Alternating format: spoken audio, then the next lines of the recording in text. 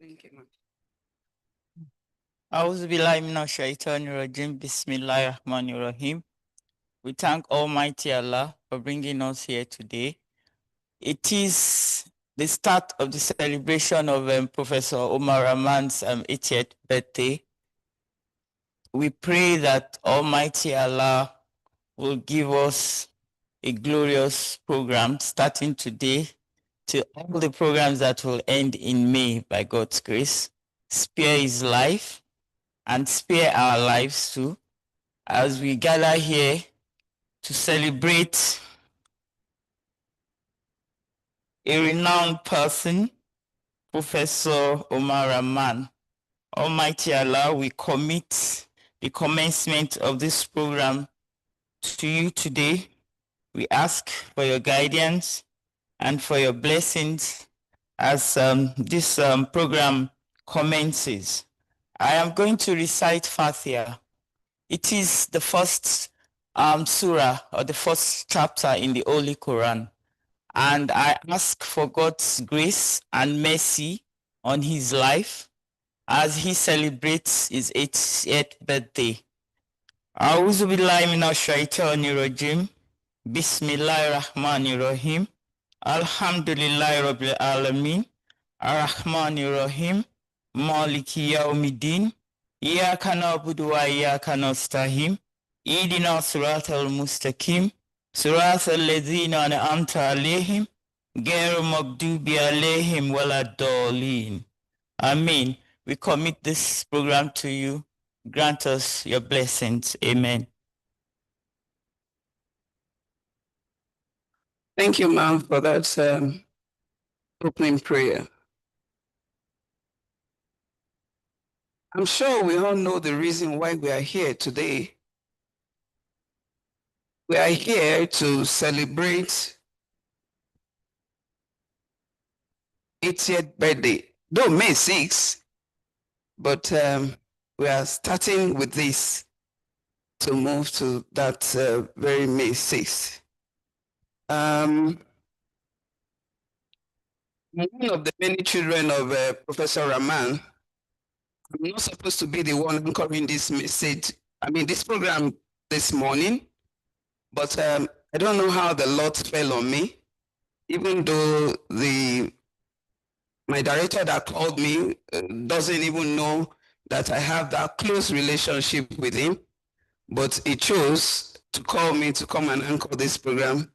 Please pardon me, I'm not a professional, but I'll try my best as the Lord helps. So I did a random search, we are in the era of AI today and what have you. And I did a random search on Meta AI that who is Professor Omar Rahaman in Ife. It says he's a well-known Nigerian geologist, has worked extensively the geology of Nigerian basement complex, and we all will agree with that, including the schist belt. His research covers Precambrian geology, structural geology, and mineralization in southwestern Nigeria, which includes the Ile-Ife schist belt. Geology department staff and students cite his work on the technology evolution and good mineralization of the area. So that's what Meta AI gave me this morning. And I'm sure beyond what Meta AI gave, we are celebrating today. So in no particular order, I'd like to recognize the dignitaries that are present here this morning. No particular order. And as I call, if you are not seated on the front row already, I would like those dignitaries to please come to the front row. On my list here is the DJ, that's sir. I've not cited him though. Okay, so I'm sorry, sir, I don't have your name, but it's ably represented by Welcome, sir. I have the DG, Nigerian Geological Survey Agency, in person of Professor Ige, represented by Director Economic Geology, Mrs. Grace Opara. You are welcome. That's my constituency. Welcome. DG raw materials, using Mr. B. I cited him also. Like JAM Registrar, Professor Oluyede. Okay, we move ahead. Have Professor Okulola. Okay. Dr. Tunde Arishikola. Okay. They are probably on their way. Then I have Dr. Ochan. I'm sure if for most of us here cannot be familiar with Professor Raman, and you will not know Dr. Ochan. Dr. Ochan is a retired, renowned geologist, friend and a colleague of Professor Raman. The relationship dates back to about 54 years, if I'm correct. You are welcome, Doctor. I also like to recognize Starkin Church.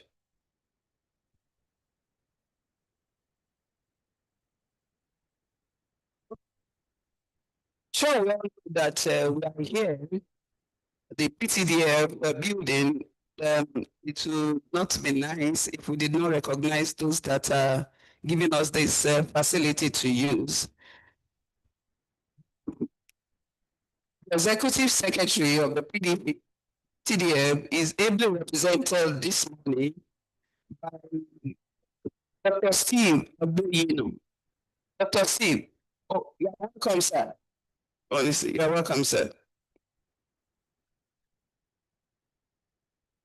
Mr. Abiodun Adesanya, MD, CEO, Jago Planet. Mr. Abiodun Adesanya. Okay. Mr. Bashir Koledoye. Please come to the front seat, front row if you are present here.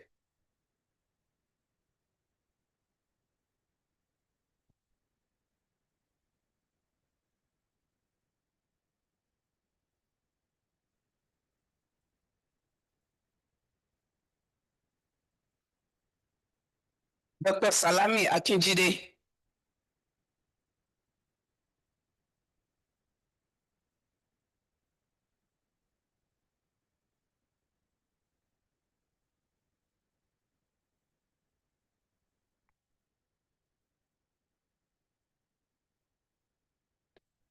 The Deputy Controller General of the Nigerian Customs Services, in person of Dr. Kikelo Madiola. Is she here? You're welcome. You're right on time. You're welcome.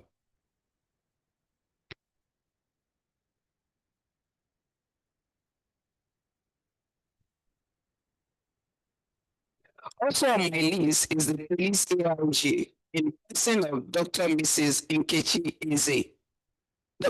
You're welcome. Sure that the security of the environment is represented. Thank you. Dr. Michael Ogunbi, MD, CEO, Petrocel. Dr. Michael Ogunbi, if you are present, please come to the front row. Dr. Waliu Adeolu Kayode. Mr. Sharif Keushola. Mr. Sharif Akeushola.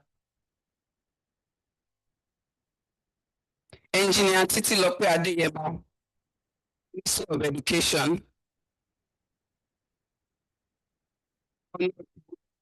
G. House of Rep representing Ekpe local government.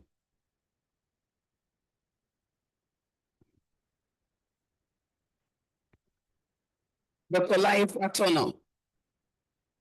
Okay, on his way. Professor Garba, the former VC of the University. Welcome, Prof.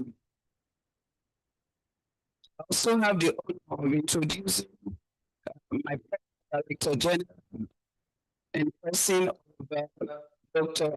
Isaac Garba, cited him though.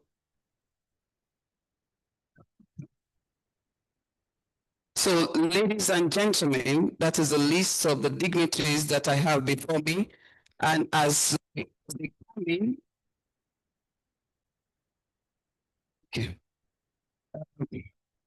they got to me.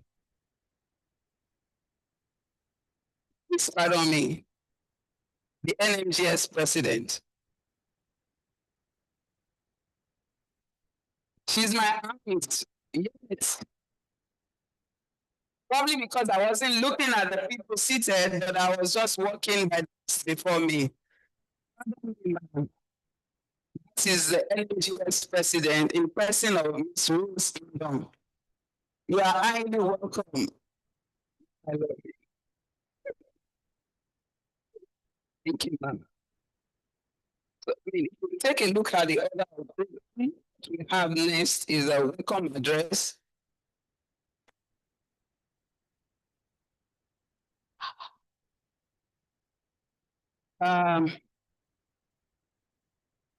These are my gender, yet I'm missing them. I'm sorry. Please pardon me. Do I have it here? Please pardon me. Just hold on.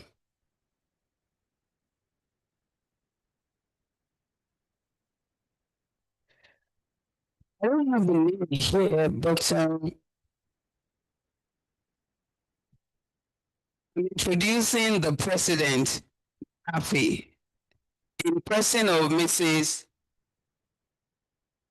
Lajumoke Ajayi. I think I need to be flogged, not minding what the celebration of today is. Come on.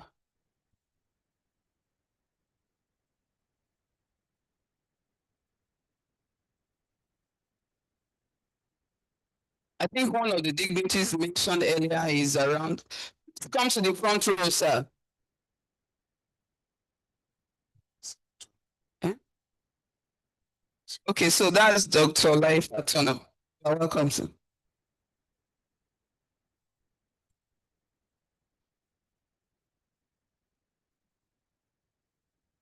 Dr. Kehinde Ladipo, sir, for the welcome address.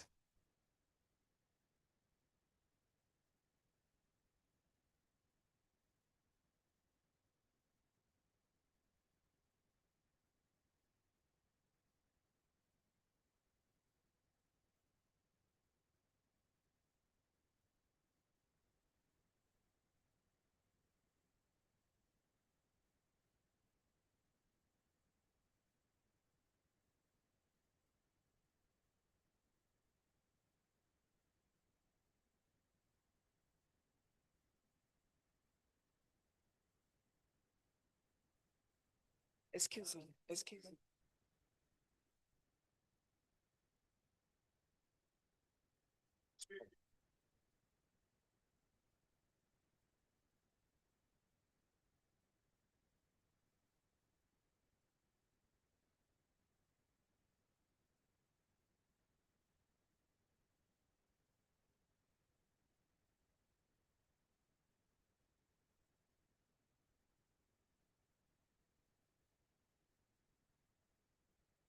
Thank you. Can you first name it? Makinde. Okay. Ladies and gentlemen, thank you, our compare today, Mr. Olayinka Makinde. I'm sure that all the ladies here that their names were initially missed, they will forgive you. But more importantly is the fact that I'm really very, very, very happy and proud that both the planning and the execution and the crowd that I see here, we are very gender sensitive. Please pardon us for, thank you. Please pardon us for the late start. That's number one. And secondly, that we may have some omissions along the way. I'm supposed to give the welcome address. On behalf of Emeritus Professor Omar Rahaman, I would like to welcome you to the fifth in the series of events to mark the 80th birthday of a unique personality. Someone who has in his mind, in his heart, in his behavior, and in his consciousness, every time, the betterment of others. I am a recipient of that. And that is why, in spite of my challenges, I personally decided that it is a responsibility that I owe one of my greatest mentors, Professor Rahaman. And that is why many of us are here.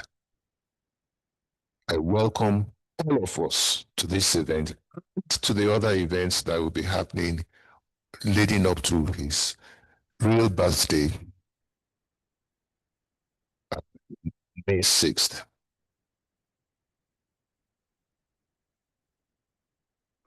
No one here, physically and online, and I'm glad to say that I think we have recorded about 150 people online already, about as early as about 45 minutes ago. We'll ask, why such a celebration? This is the fifth in the series, and I'm also proud that we have published a book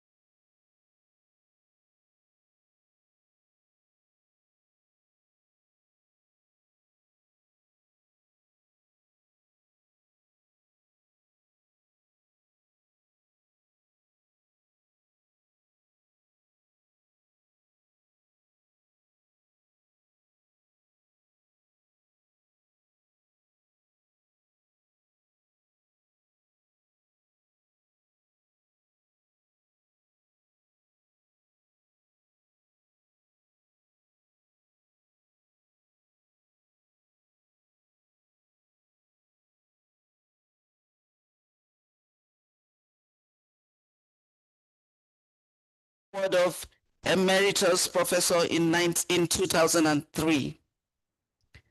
Though retired from full service, Professor Rahaman continues to contribute actively as coordinator of the professional master's degree at the Bafemi Awolowo University. Now we could go on and on and on, but not end. So we have to stop somewhere so that this program can continue. Professor Rahaman, members and distinguished members of this room, I present to you the professor of professors, if you allow me to say that. The very distinguished Professor Rahaman, who we are honored today to be celebrating his 80th birthday with him. At the time I met you at 1990, I actually thought you would have been 80 at the time. But I'm really honored to be the one presenting you to this very distinguished gathering. Professor Rahaman, congratulations and happy birthday. And we wish you many, many more celebrations of your birthday. We urge you to slow down a bit, enjoy the rest of life. Enjoy the rest of life. We're coming to come and tap from your vast knowledge where you are. But take time and enjoy yourself, sir. Congratulations. Thank you.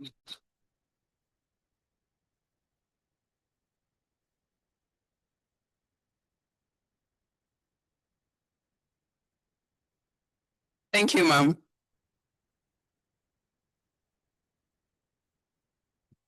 Another round of applause.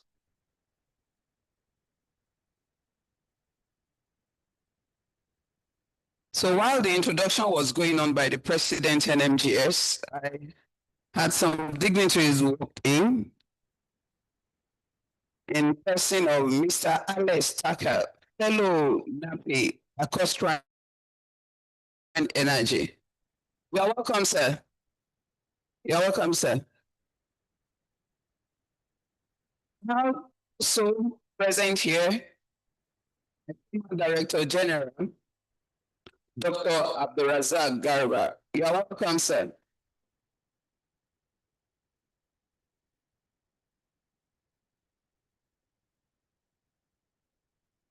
Next on the program is Chairman opening remark. And I have the honor in inviting the Executive Secretary of TDF, represented by Dr. Steve Albino. Dr. Steve, you are welcome, sir. Please, let's keep clapping.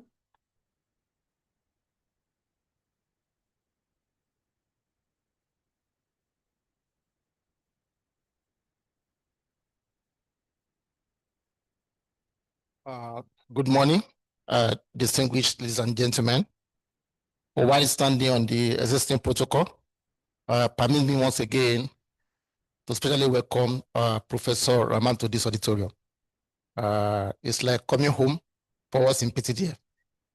I'll just go straight to what the ES have to say concerning this program. The ES is unavoidably absent. I'd love to be here, and he sent me to do this, a bit of remark to welcome all of you. And he says as follows.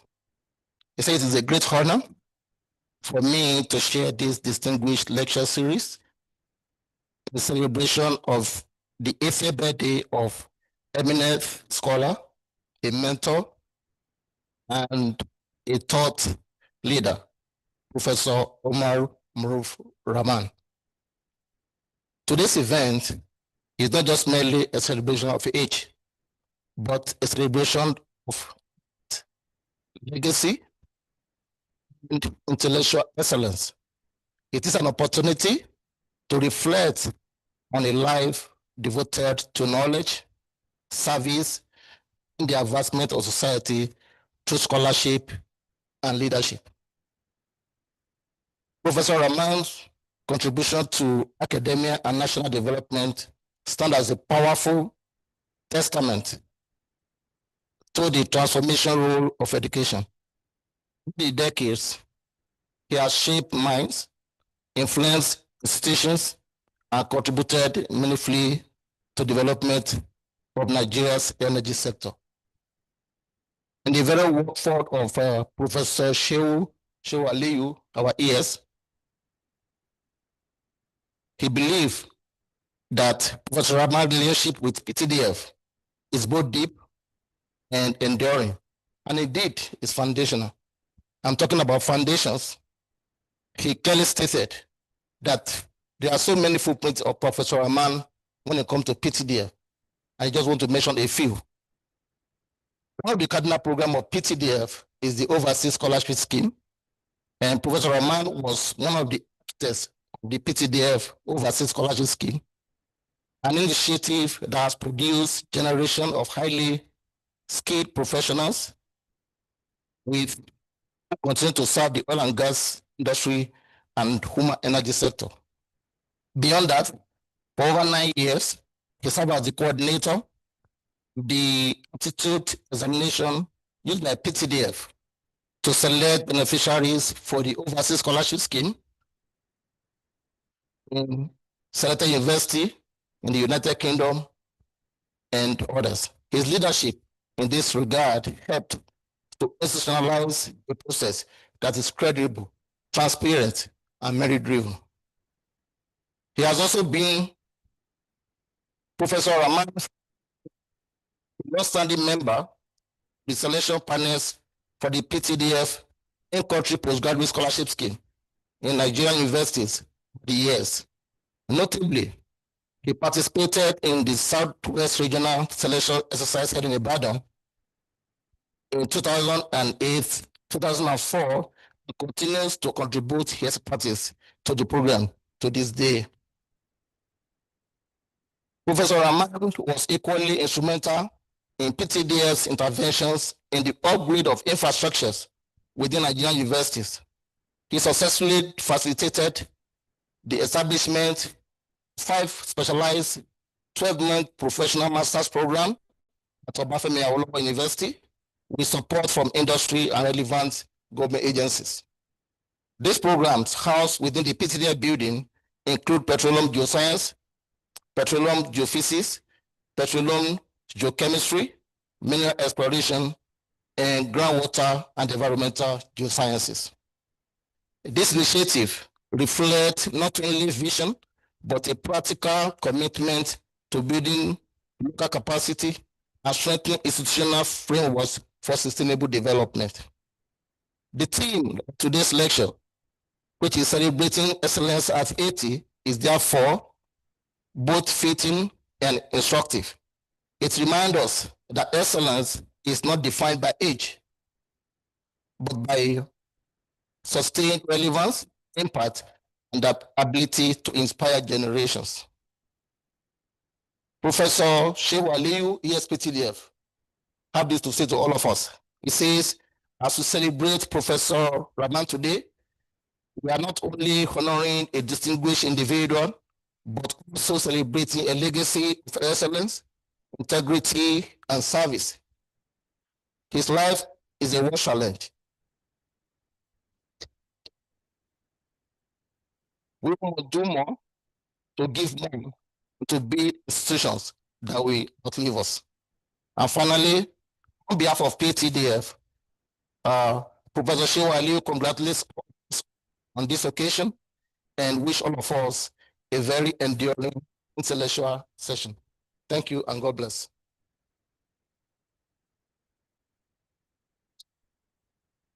Another round of applause for the representative of the Executive Secretary of the PTDF. Take it, sir. So while that was going on, I have the former Executive Director of Commercial and Strategy, NNPC, in the person of Dr. Victor Adeniro. Dr. Victor Adeniro, you are welcome, sir. You are welcome, sir.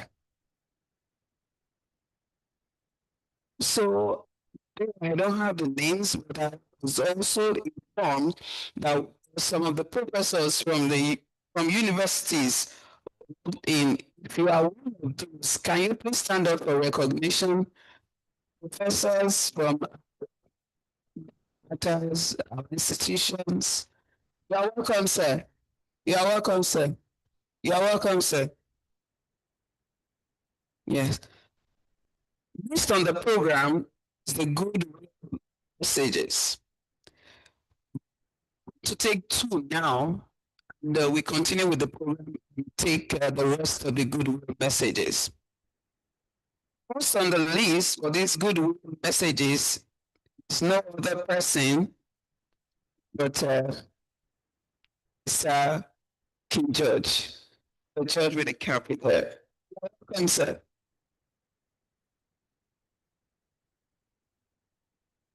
Please let's keep clapping. You're welcome, sir.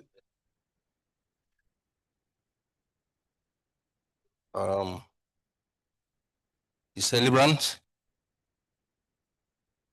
the chairman of this occasion, distinguished guests, ladies and gentlemen. I could have come here to say one or two things and go back. But frankly speaking, I will not be fair to Professor Rahaman. I will not be fair to myself. I will not be fair to people who know this great scholar. Consequent upon this, I have decided to put all my thoughts, all what I want to say, put it in writing for verification, if you like. Because these are hard facts about this great scholar.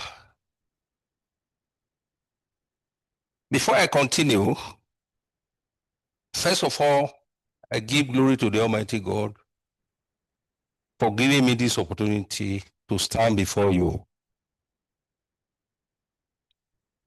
My journey with then Mr. M.A.O. Rahaman started in 1969.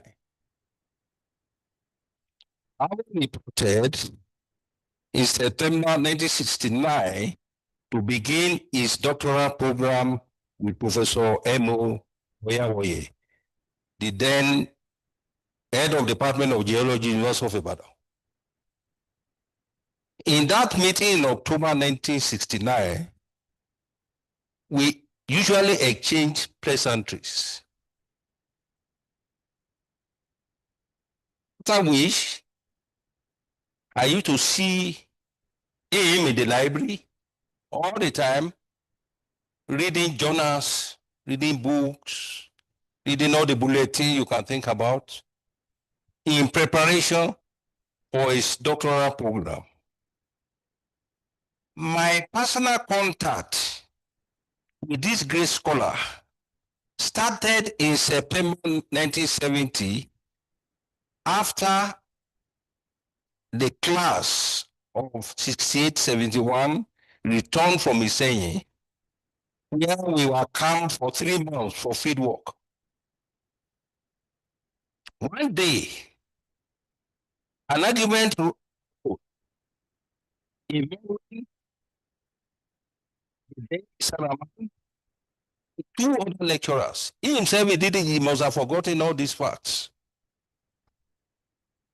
And what are they arguing upon?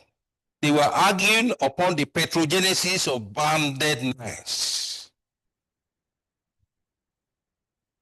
What constitutes the banding in banded gneiss? That's what they are arguing upon. And I was far away from them. I was listening as a student. As a second year student, I was listening attentively to them at a distance. And of course, at the end of the day, Mr. Rahaman at that particular time came with a superior argument that defeated all these lecturers. And I looked at the man, I said, look, this is a man I should be able to move close to. if I want to succeed in this profession. Since that time, I glue myself to this great man like a gum with a paper. Of course, his influence not prepare me, drag me into specializing in petrology and structural geology. But for my experience, which I had to go to Canada, immediately I finished to do a course in mineral exploration and geotechnics. There I learned that exploration geophysics holds the key to unlocking geology and mineral potential of the earth resources. The bond of friendship, mentorship between Professor Rahaman and myself became stronger after my return from Delft in Holland, where I studied exploration geophysics. Ever since, Professor Rahaman has been influencing my life in various ways. I paid a visit in OU campus where I was lecturing at that particular time, and Professor Rahaman used to give me candid advice about my life. I knew the advice he gave me when I started my consultancy firm. He always advised me to invest wisely. The mentoring which he gave me concerning NMGS cannot be overemphasized. Professor Rahaman is the brain behind my climbing to the position of president of NMGS.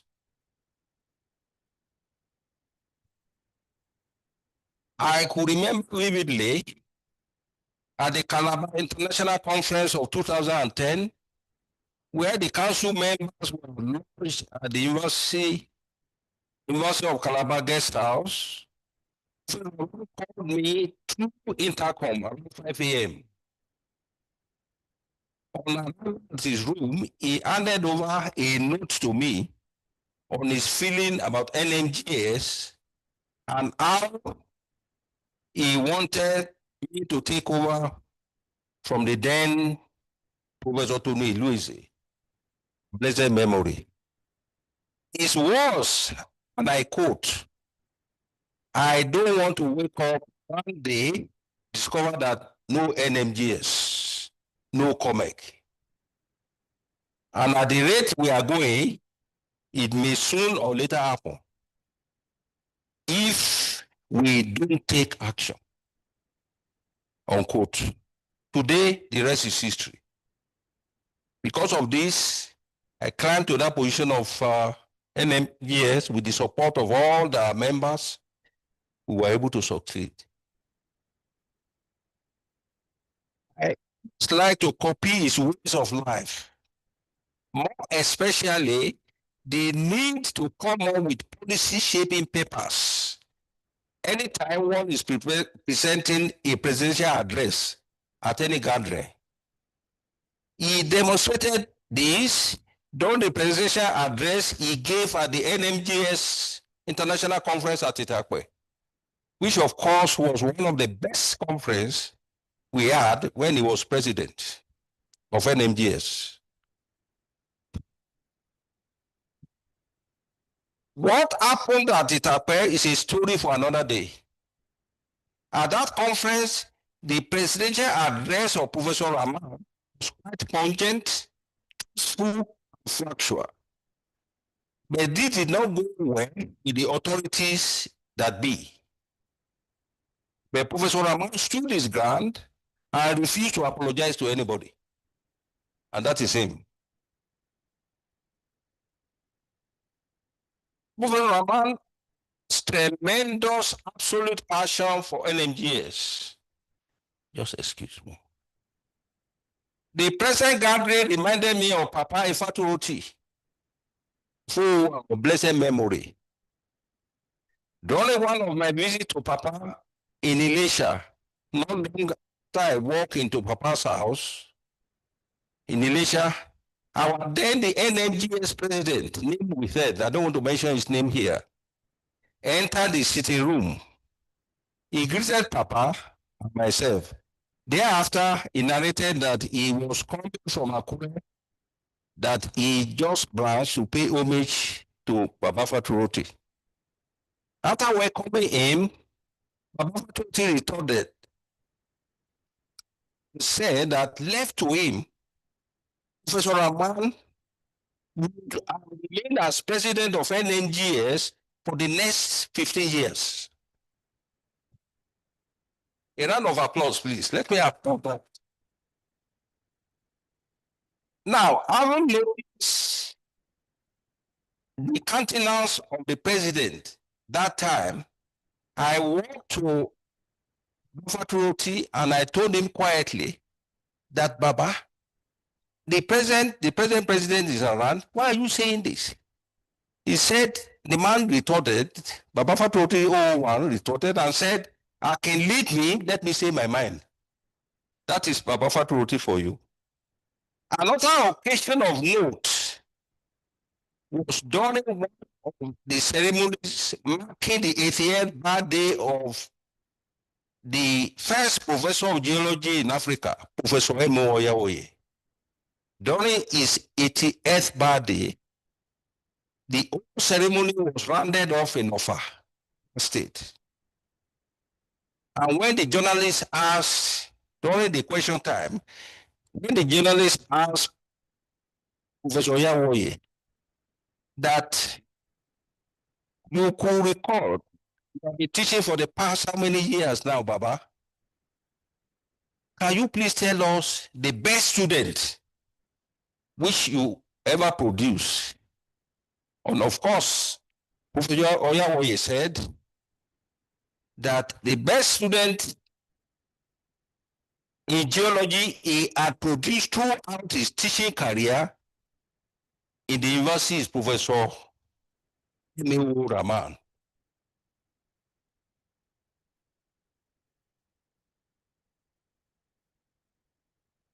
And of course, they asked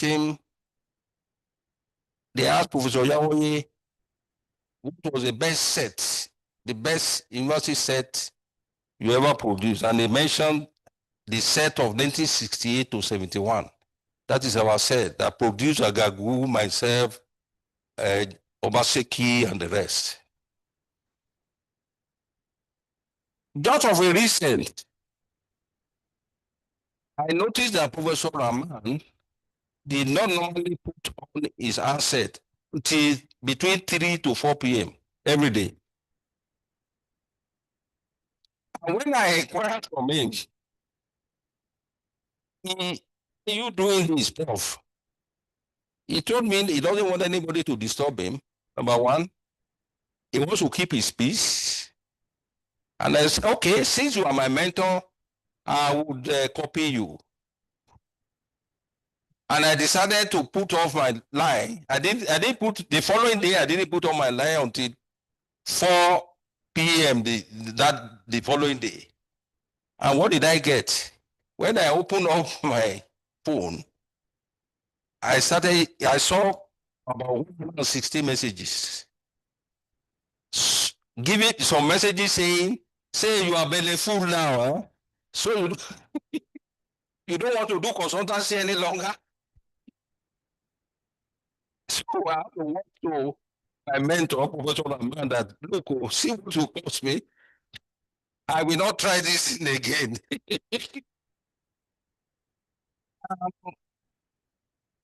Is that on a lighter note? I like now to give an X-ray of Professor Rahman, if you don't mind. Professor Rahman is an enigma that meant different personality to different people. He is sometimes mysterious and very difficult to understand if he chooses to be. He's a high-class schemer, strategist, focused, determined, and always likes to put in his best in any situation he finds himself. He does not believe in failure. That is why there is no impossibility in his dictionary. He always achieved good assignment he sets for himself. Professor Rahaman is an epitome of hard work. He's brilliant, intelligent, and unique. He is always on the move, ensuring that every task concerning him, his family, friends, or his work assignment is completed meritoriously.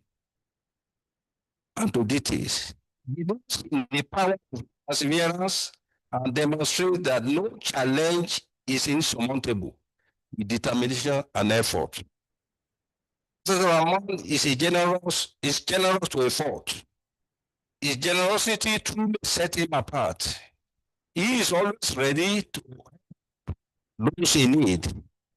He believes in the power of kindness and usually goes about his way to make a difference in the life of others. No act of generosity is too big or too small for him. He always volunteers his time to help people in offering financial assistance to those in need. We both have come a long way. Professor Rahaman is an excellent family man who takes absolute care of his children. The likes of Professor Rahaman are few to come by. He spends an extraordinary time in the space of his life, leaving a lot of legacies and touching the lives of other people. In conclusion, Professor Rahaman is a man of courage, conviction, resilience, brilliant, generous, and resourceful.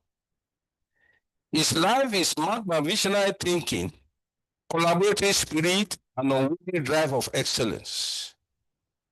The above outlined qualities not only elevate his life, but also inspire a new generation who care to follow his footsteps. History will forever remember his name and judge him fairly. There is no doubt that Professor Rahaman's dexterity and legacies shall continue to inspire our water generation yet unborn.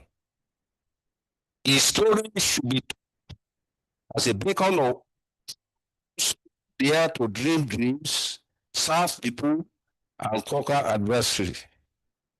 I, on behalf of my family, congratulate you, Professor Emeritus Aderele Omar Rahaman, on your 88th birthday. But before I go, I would like to announce a gift. The first gift is Madam President of NMGS. If you remember, Professor Rahaman has an award. There's an award endowed in his name. I would like to, the present endowment stands at 1.5. I would like to jack it to 2 million. And in addition to that, I have a gift which will be personal between me and Professor Rahaman.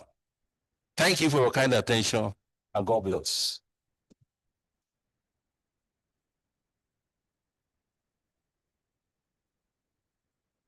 Thank you, sir. Another round of applause for him, please.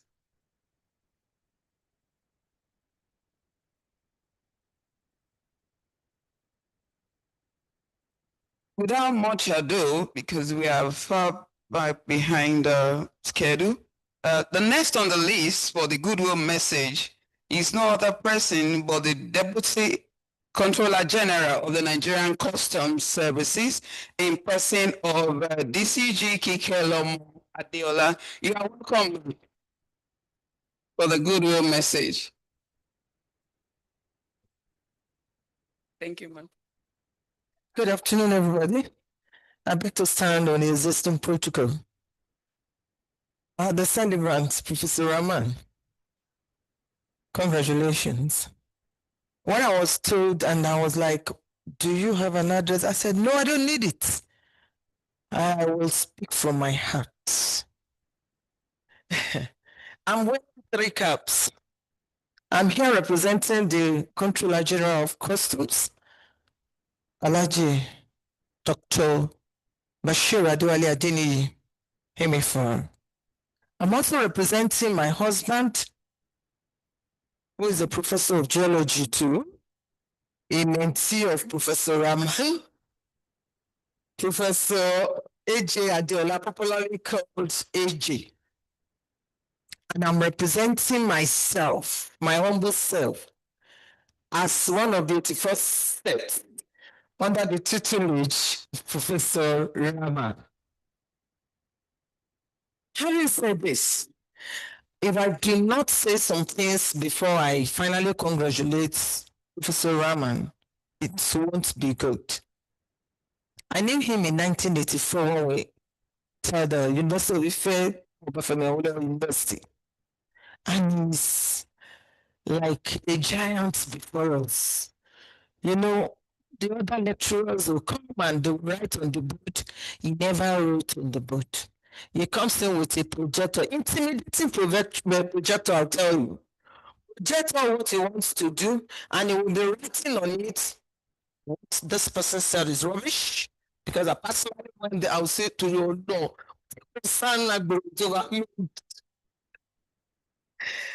and we said, and then my husband and I were in the same class. And I asked my husband, you are close to this man, how come? He said, if it's as bad as you think, how come Dr. Chan is able to work with him all these years? I said, okay, it's okay. No, when Dr. Chan came and said, can you recognize me? I said, I can't miss you. You are Chan. Take it or leave it. Because of the impact they had on us. Professor Rahaman is fearless, is focused, and a romantic. Why did I? I'm sure you were surprised. He took my husband all the way from Ife to Ilorin to come and be. And I'm sure Ilorin guys did not snatch me from his hand. When he said, I wanted to go participate, no problem, put his hand in his pocket and gave him. You better make sure you don't miss this game. It's a romantic attack. And I said, thank you, because I'm happy in my marriage. I will also say, it's not only fearless, it's not only articulate, brilliant, he also mentors. His mentorship transcends generation. Talking about ourselves, some are talking about themselves, and here we are. Even now, despite his age, he's still doing mentoring work. People still call him, reach out to him. I also want to say something. When my husband was giving his inaugural lecture, he was the last person I expected. He came. It was raining every day. Face far. South State in Crawford University. We were done by the time he came. He took his picture and said, yeah, I was here, even though I didn't meet up. And when she was leaving, somebody called me and said, there is a professor. I said, oh, these professors? He said it's Professor Rahaman. I said, entourage, turn. I must see him. And we turned and were able to see him. And I called my husband, wherever you are, you've just got to see Pro. Is that strong in his belief to mentor to the end, to mentor until he sees you soaring. What he taught us is what we are doing. Yes, I'm a custom officer. I remember in NMGS conference in Kano, I was there. And during the sessions, I asked a question and someone was like, you didn't introduce yourself. So I introduced myself as a custom officer. And they were like, geology in customs, how come? I said, see, if you have the likes of Professor Rahaman mentoring you, there is nowhere you'll be that you will not stand out. That is what he gave us. Please, let's clap for him. Finally, because I do not want the compare to come and stand behind me, I want to hold the podium myself and not share with her. Today, on behalf of myself and my family, we say congratulations to you, Professor Rahaman. We pray that the Almighty God that has held you this far will never leave you. You won't spend your lives in sickness. You will still mentor, and your day of shame will never come. We gather there, everyone in his own right is a force to be reckoned with. But here we are, still say, thank you for your mentorship. God bless you. Happy birthday, Nathan. Thank you very much, ma'am, for keeping it. Yeah. So the next on the list for the goodwill message is Dr. Nkechi Eze, the AIG Nigerian Police. You're welcome, ma'am. The quick one.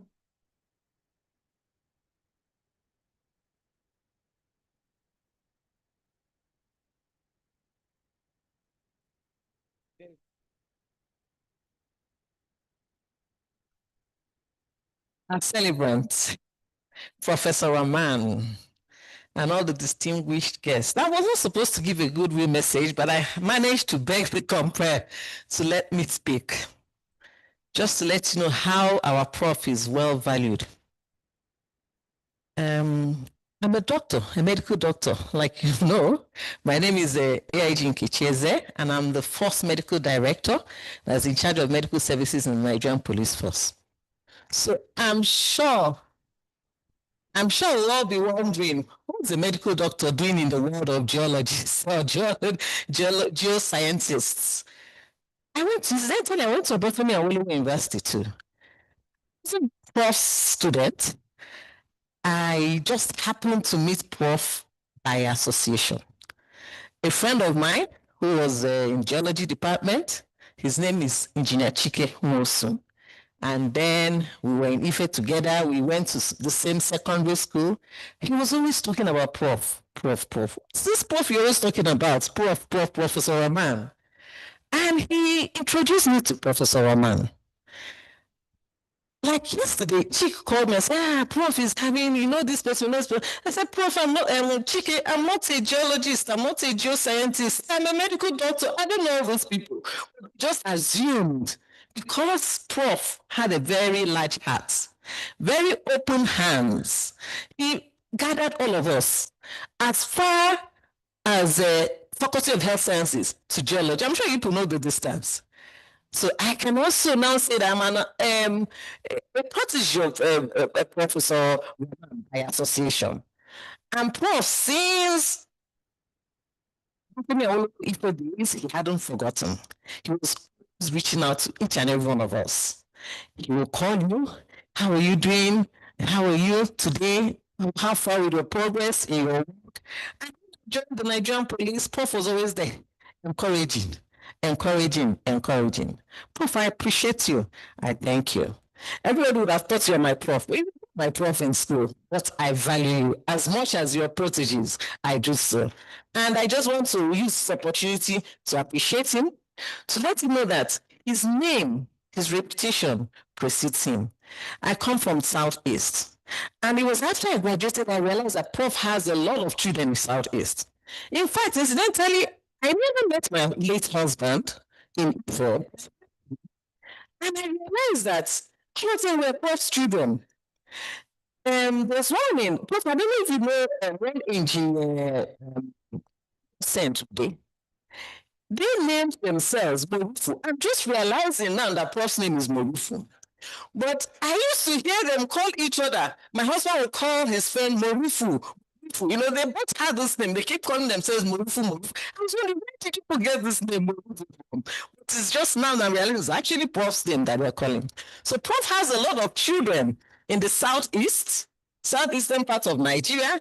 And once you mention Prof's name, wow, Prof. Thank you for being you. Thank you for being what you are. You're a large-hearted person. Thank you for having open hands for everybody. Open arms for everybody. And we thank God for your years.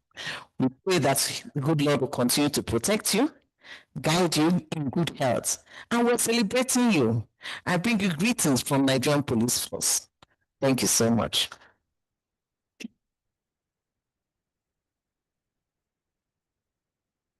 Thank you very much, ma'am, for that. So next on the program, it should be citation of guest lecturer. But I would like to call on the president, NMGS, for the decoration of the celebrants this morning with her lapel. So if I have, yes, ma'am? Prof, please.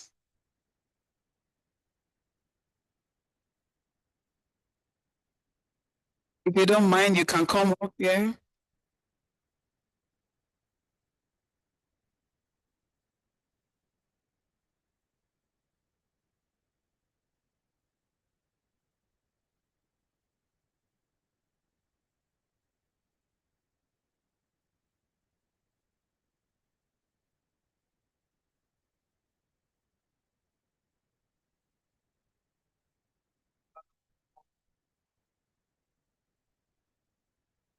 Okay, well, distinguished ladies and gentlemen, we're sorry we're crashing into the program with an extra activity. If anything would be proud to do that. Support, let's support. We will support.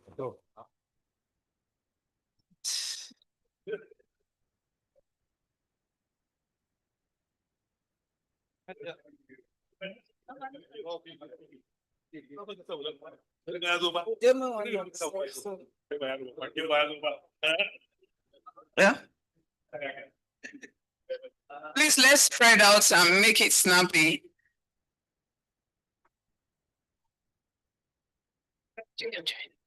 No, they don't want to get it.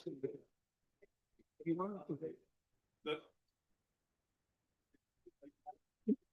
want to do it, you can do it.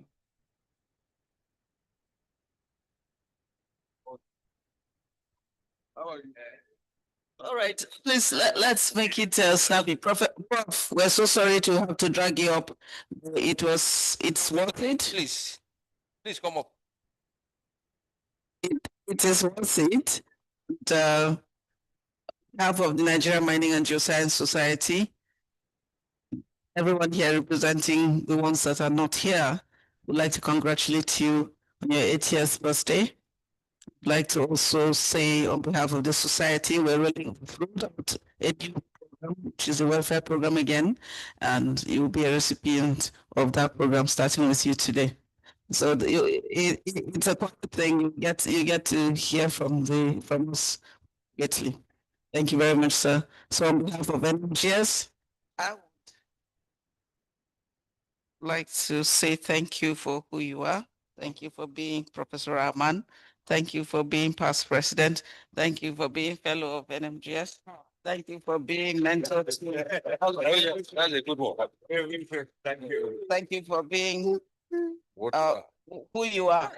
And please continue to be who you are, but don't forget that you are you. And then just to redecorate you again, I know you have one already, but why not? You can have many.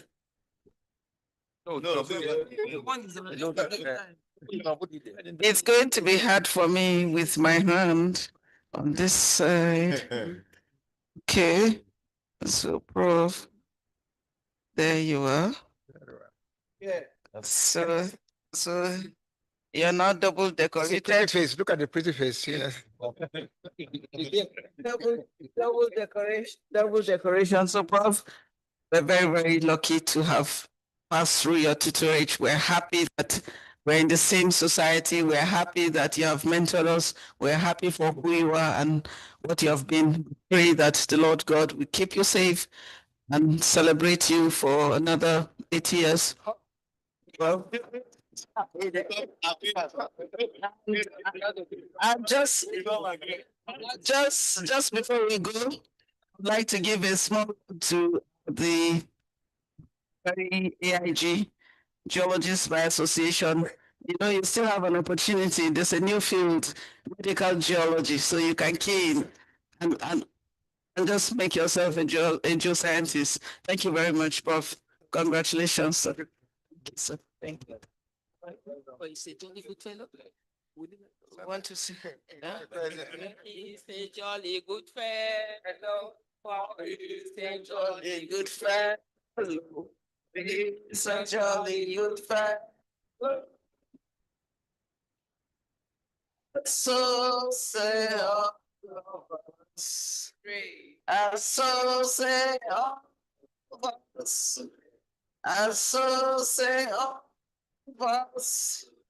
For he's a jolly good fellow. For he's a jolly good fellow. For he's a jolly good fellow.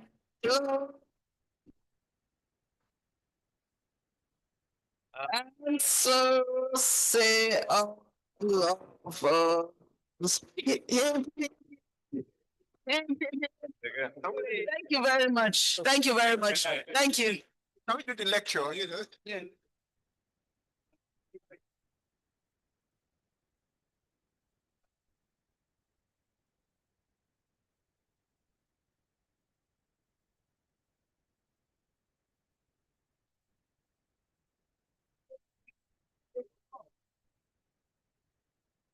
Thank you, sirs and ma'ams. Thank you, sirs and ma'ams. Yes. Thank you, sirs and ma'ams.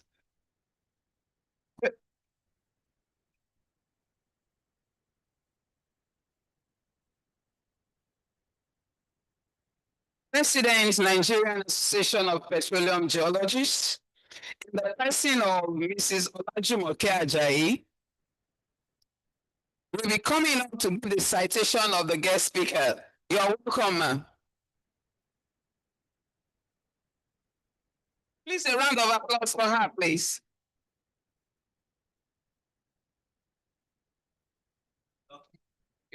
Thank you very much, ma. It's actually NAPE is Nigerian Association of Petroleum Explorationists. Yes. So no, that's fine. So yeah. Good afternoon, distinguished ladies and gentlemen. It is my honor to be here today to celebrate the 80th birthday anniversary of Professor Rahaman on behalf of the Nigerian Association of Petroleum Explorationists, the ESCOs, and the body at large. The theme today's talking about geodiversity, the foundation of our heritage, beautifully reflects and its impact in on the African geological heritage. So we celebrate you, sir, being who you are. So now I will proceed with the biography.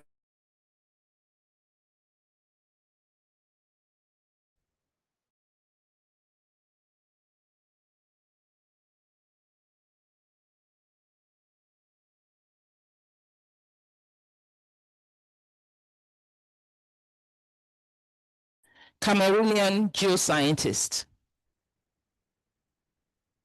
Okay. And then, yes, sir. You can present us, sir.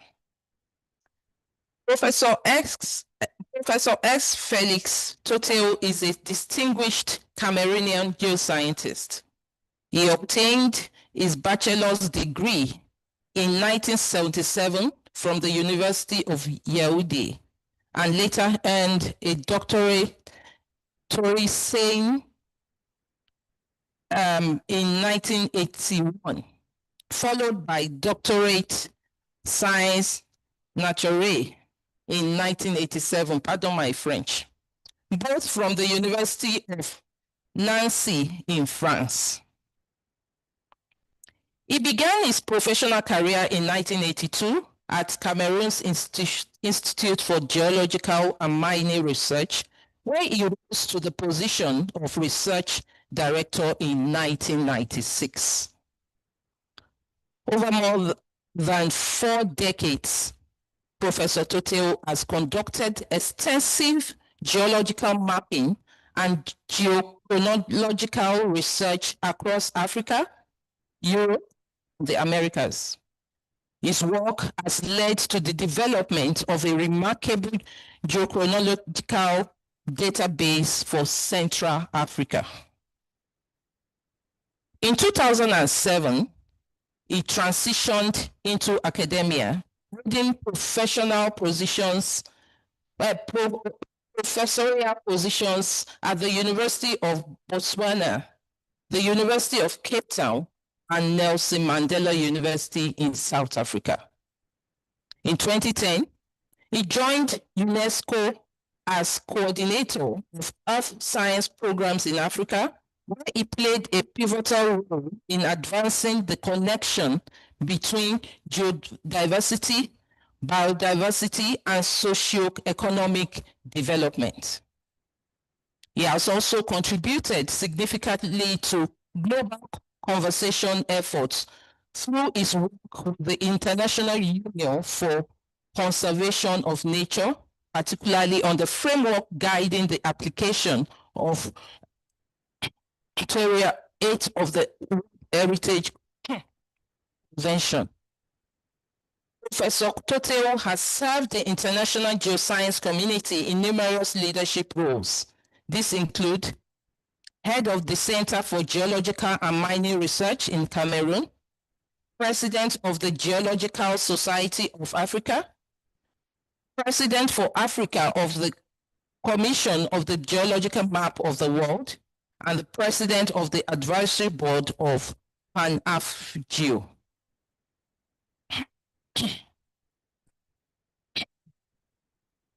He has also contributed to major global initiatives, including the International Year of Planet Earth and UNESCO scientific programs supporting Africa's development. Currently, he serves as a member of the IUCN panel for UNESCO World Heritage Sites and as interim vice president for the Central Africa region of Africa Academies of Science, of which he is also a fellow. Professor Toteo's excellence has been recognized globally. His honors include the United States Fulbright Award, the title of Kentucky Colonel Membership of the Geological Society of London, and multiple awards from the Nigerian Mining and Geoscience Society, amongst others.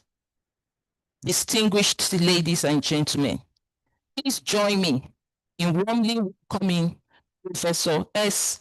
Felix Toteo to give us his lecture. Thank you. Thank you very much. Thank you, madam. Thank you. Thank you very much. Yes.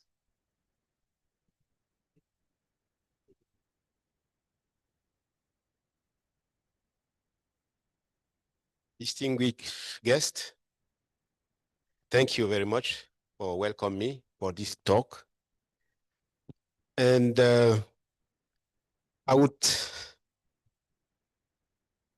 when I was called to join this celebration, I really wanted to know what I could say to this brilliant audience.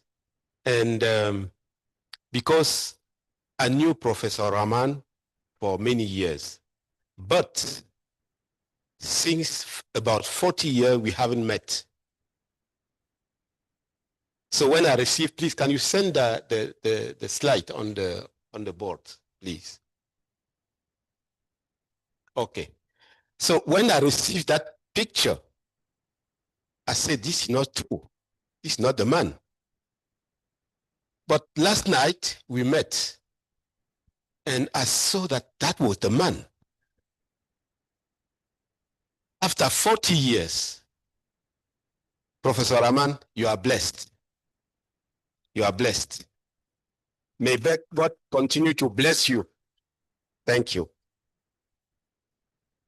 When I was asked to prepare this topic, I didn't really know what I would say. Then I started going through his publication, and I discovered one thing. Next slide, please. I came across those powerful thoughts was written in some of his publication. The first, they are similar. The first is, we do not inherit the earth from our ancestor. We borrow it from our children. This is quoted by UNESCO as an American proverb. And the second one is an African from Kenya, similarly, approximately the same thing. Treat the earth well. It was not given to you by your parent. It was loaned to you by your children. So when I read those proverbs, it reminds me what UNESCO did with the UNESCO Convention on World Heritage. In fact, that document is a legally bounded document, and all state parties are bounded to respect what is written in the document. So, in fact, what UNESCO did during that convention, it was just reframing what our ancestors were saying, because our ancestors, they care about the earth. They care about what would be the next generation. So it was important. The important thing is that we need to preserve, we need to protect the earth. Next one. What we will be talking about, I will give you some few definitions, and I will talk about geodiversity, the foundation of our culture, of biodiversity, and so on. And I will go through different recognition, because geodiversity are recognized in different at different layers. And what is the status of geoheritage in Nigeria, and impact of the work of Professor Rahaman in mapping the African geodiversity. This is what we will be discussing today. Next one, please. Yes, we'd like to come back to the UNESCO Convention that was signed in 1972. That convention is a single document bounding the concept of natural conservation and preservation of cultural properties, because that was very important. And the convention defined the type of natural or cultural property that can be considered and inscribed on the World Heritage List. And there are various optional guidelines that have been prepared to implement the convention. The last one is from last year, 2026. And in those operational guidelines, there are 10 criteria, 10. And assess the outstanding universal value of a site. I will come back to this. And among the 10 criteria that we consider, only one concern the geological heritage. So we go through all that. Next slide, please. So this is the structure of the convention. You have the heritage, you have cultural heritage, you have natural heritage, but in some cases, they are mixed. So they are both cultural and natural. And when you look at, there are explanations of all. But I would like to insist on one thing, the standing universal value, which means a site to be inscribed on the World Heritage Site must be so exceptional and transcend the national boundary, not only for the country, but it must transcend the national boundary. Be of importance for present and future generation. Humanity, that's future generation of our community, of our country, but for the whole humanity. And the most imperative aspect is that the site must have a permanent protection. Permanent protection. Okay, next one, please. I don't want to go through all this, but tell you we have 6 criteria for cultural heritage. And you certainly recognize this picture, and I will come back to that later. Next one. There are 6 natural criteria, but we have 4 the 6 are for cultural criteria and the 4 are for natural criteria. And that you have only one that concern the geological properties. One. So natural criteria, they have 4, but only one concerning the geology.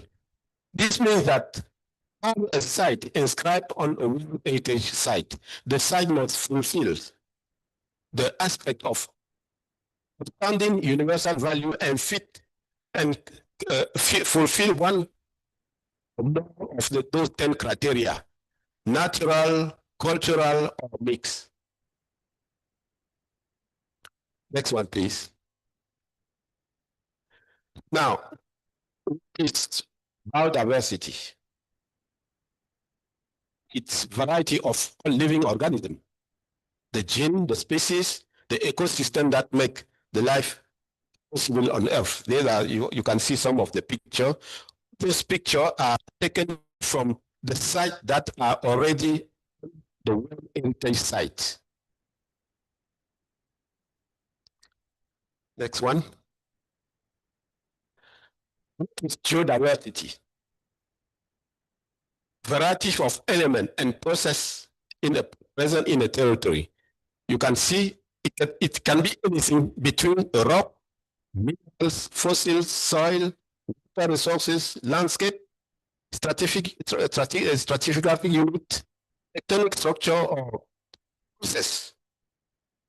And this picture is from my friend Obiora, who is here, SMART, who we are working with a UNESCO project. This is a geodiversity. These are geodiversity. I think this is also from Nigeria. And you can go through Africa and have so many sites where you can have very interesting geodiversity. Next one, please. Now, geodiversity versus biodiversity. Normally, they define biodiversity are living organism, and geodiversity are not living organism. But we have many geologists here. I don't know if rock is not a living thing. I don't know. Because you always hear that on television, there is a volcano there is an earthquake here, there is something here happening here. So the earth is living.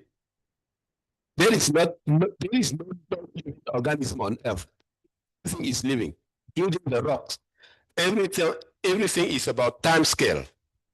The geological time scale for geologists is normal.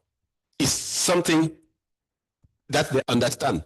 But for humanity, for some person in humanities, it's something very difficult to understand. But time scale in geology is by million years, 1,000 million years, billion years. And everything happened in billion years in geology. So, and when you look at the literature, the appearance of geodiversity and biodiversity, the scientific literature was very recent. Very recent. So we can see that on the next slide. Biodiversity is only from about 1980. And the real momentum given to biodiversity is from the Rio Convention, Earth Summit in 1992, where they have the first Convention on Biological Diversity. And this is where the momentum from biodiversity came. And all the state parties to the convention were legally bound to consider the biodiversity loss as a top international priority. Biodiversity lost because they die. Forests are erased, and we have so many things happen in our biodiversity. We need to make sure that the loss is stopped. Next one, please. Now, geodiversity. The problem with geodiversity is that it's the late appearance. It appeared just well after the biodiversity, and in fact, it's at the taking the opportunity of the Rio Convention that people felt that they should put forward the issue of geodiversity, because as I told you, we have loss of biodiversity, but we also have loss of geodiversity. Maybe not at the same rate, but it happened. I told you that the geological time scale is not the human time scale. Next one, please. And if you see the record, the historic records from fossils, you would clearly understand that we need to be careful. Because during the geological time, we have so many extinctions. And we have 5 of them since the beginning of the life on Earth. And the last one, we are there now. We are here now, Anthropocene. We don't know what the Earth will look like in few years, in few 100 years. We don't know. Because we have pollution everywhere. We have deforestation everywhere. We don't know. Nobody knows. So we have to be very, very careful on what is happening on the Earth. Next one. As I told you, the biodiversity has an advantage because there is a legally bounded document. It is not the case for the geodiversity. And if you look at legal framework for geodiversity, they are scattered across national and international laws. But there is not a single document like the Rio Convention to protect the geodiversity. So they are implemented, in fact, they are through some local site. We will come back to that. When you have a national park, you have some local law to protect the geodiversity. When you have a geopark, when you have a world heritage, you have local or national law to protect those elements. So that's the difference between geodiversity and biodiversity. Legally bounded international instrument for biodiversity, nothing yet for geodiversity. Next one. And to go again with the definition, I will, no, please. Yes, okay, great, thank you. I would like to have few more definition. Geoheritage. When you understand geoheritage, it is what in the biodiversity they call a biotic equivalent of protected area, species, and ecosystem. Geoheritage, it's the same thing like ecosystem. Geosite, it is the same thing like biotop. In geology, in biology, they say biotop. In geology, we say geosite. Geoconservation is exactly like a biotic equivalent of species, habitat, and ecosystem conservation. Geotourism, ecotourism. Geopark, biosphere reserve. So there are few emerging definitions that came out between 1989 and 89 and 1995. We will be using those wording during our talk. Next one, please. Look at this. What was there before is the geodiversity, not biodiversity. Everything started with biodiversity, geodiversity, then created the environment for biodiversity to develop, and finally, the man came and tried to use both geo and biodiversity for his subsistence, for his development, for his culture, for his creativity. You see, this is not on scale, because I told you it is a matter of time scale. This time scale, 4.5 billion years to present. And you have all the geological process here. You have sediment deposit, erosion, mountain building, faulting, and so on and so on. And then you have the development of life. See when it started. We are here, 4 billion. We are here for the first biodiversity, 3.7 billion. And the human came very late, all the 1 million years, that's Kumai, and most of them. So this, we are in the framework of paleontology, and here we are in the framework of archaeology.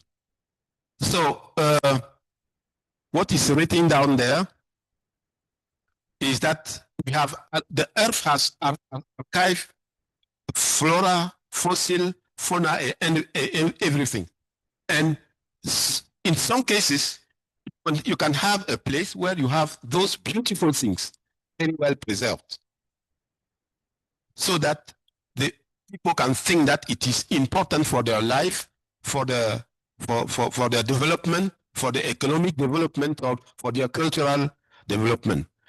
If I can understand this is a bit complex, but in fact, it portrays exactly how we get the Earth and the life on the Earth.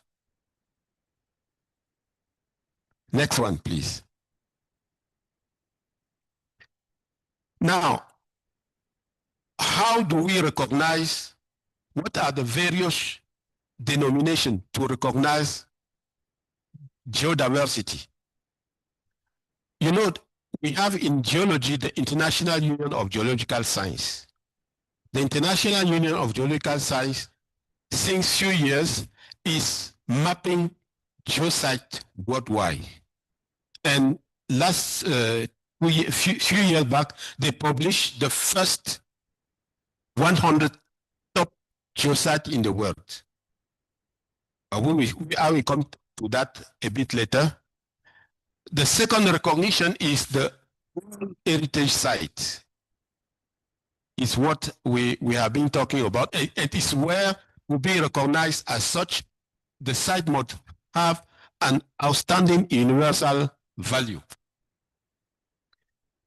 UNESCO has recently created a new definition, a new way of preserving geosite, the geopark. I will show you some examples just in the few minutes. And also at national level, you can have a national park. A national park can be can have a geological aspect of it. And this is where you recognize also the geoheritage. In summary, you can have a World Heritage Site without any community around.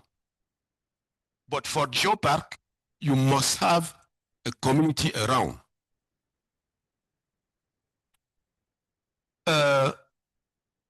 There is also a program of marine heritage.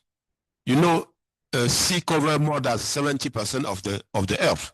So there is something to do with, there is important thing to preserve in the marine environment. And the marine environment has its own program on that.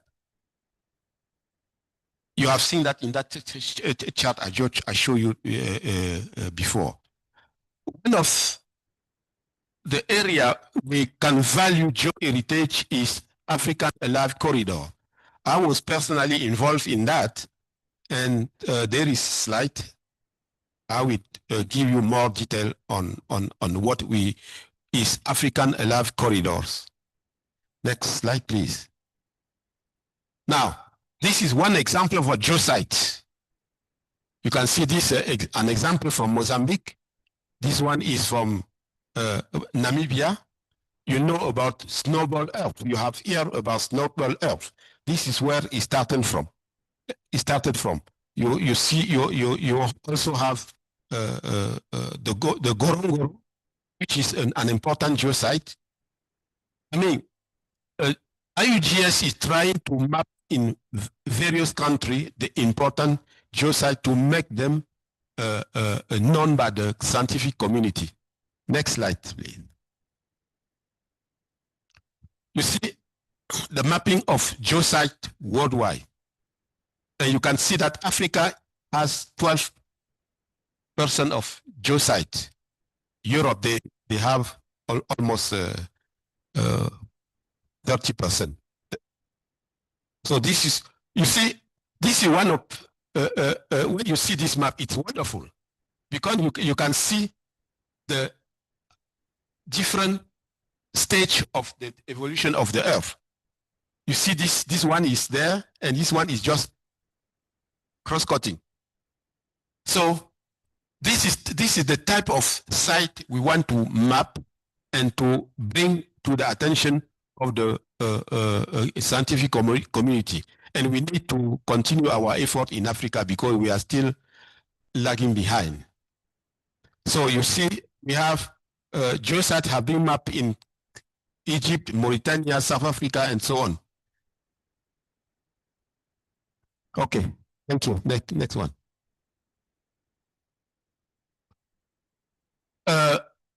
It's not only geosites, it's also stones. Because stones are something that have been used since the past time, early time of the human, for his survival or for his economic development. You see marble, granite, limestone, soapstone, and sandstone, because it is when you can do some artistic work with those things. This is a temple in Ethiopia. I'm sure many of you know this. And this is something we need to map also in our continent. Next one. Now, I'm coming to the World Heritage Site, the most important part. You see, this is the mapping. I told you that we have two categories. We have natural and cultural. And you can see that most of there are a total of, at the date, 164 World Heritage Sites worldwide. And 96 cultural sites, 44 natural sites, mixed sites, with both natural and cultural, only 7. But also we have 17 sites that are in danger, which means they may be removed from the list anytime from now.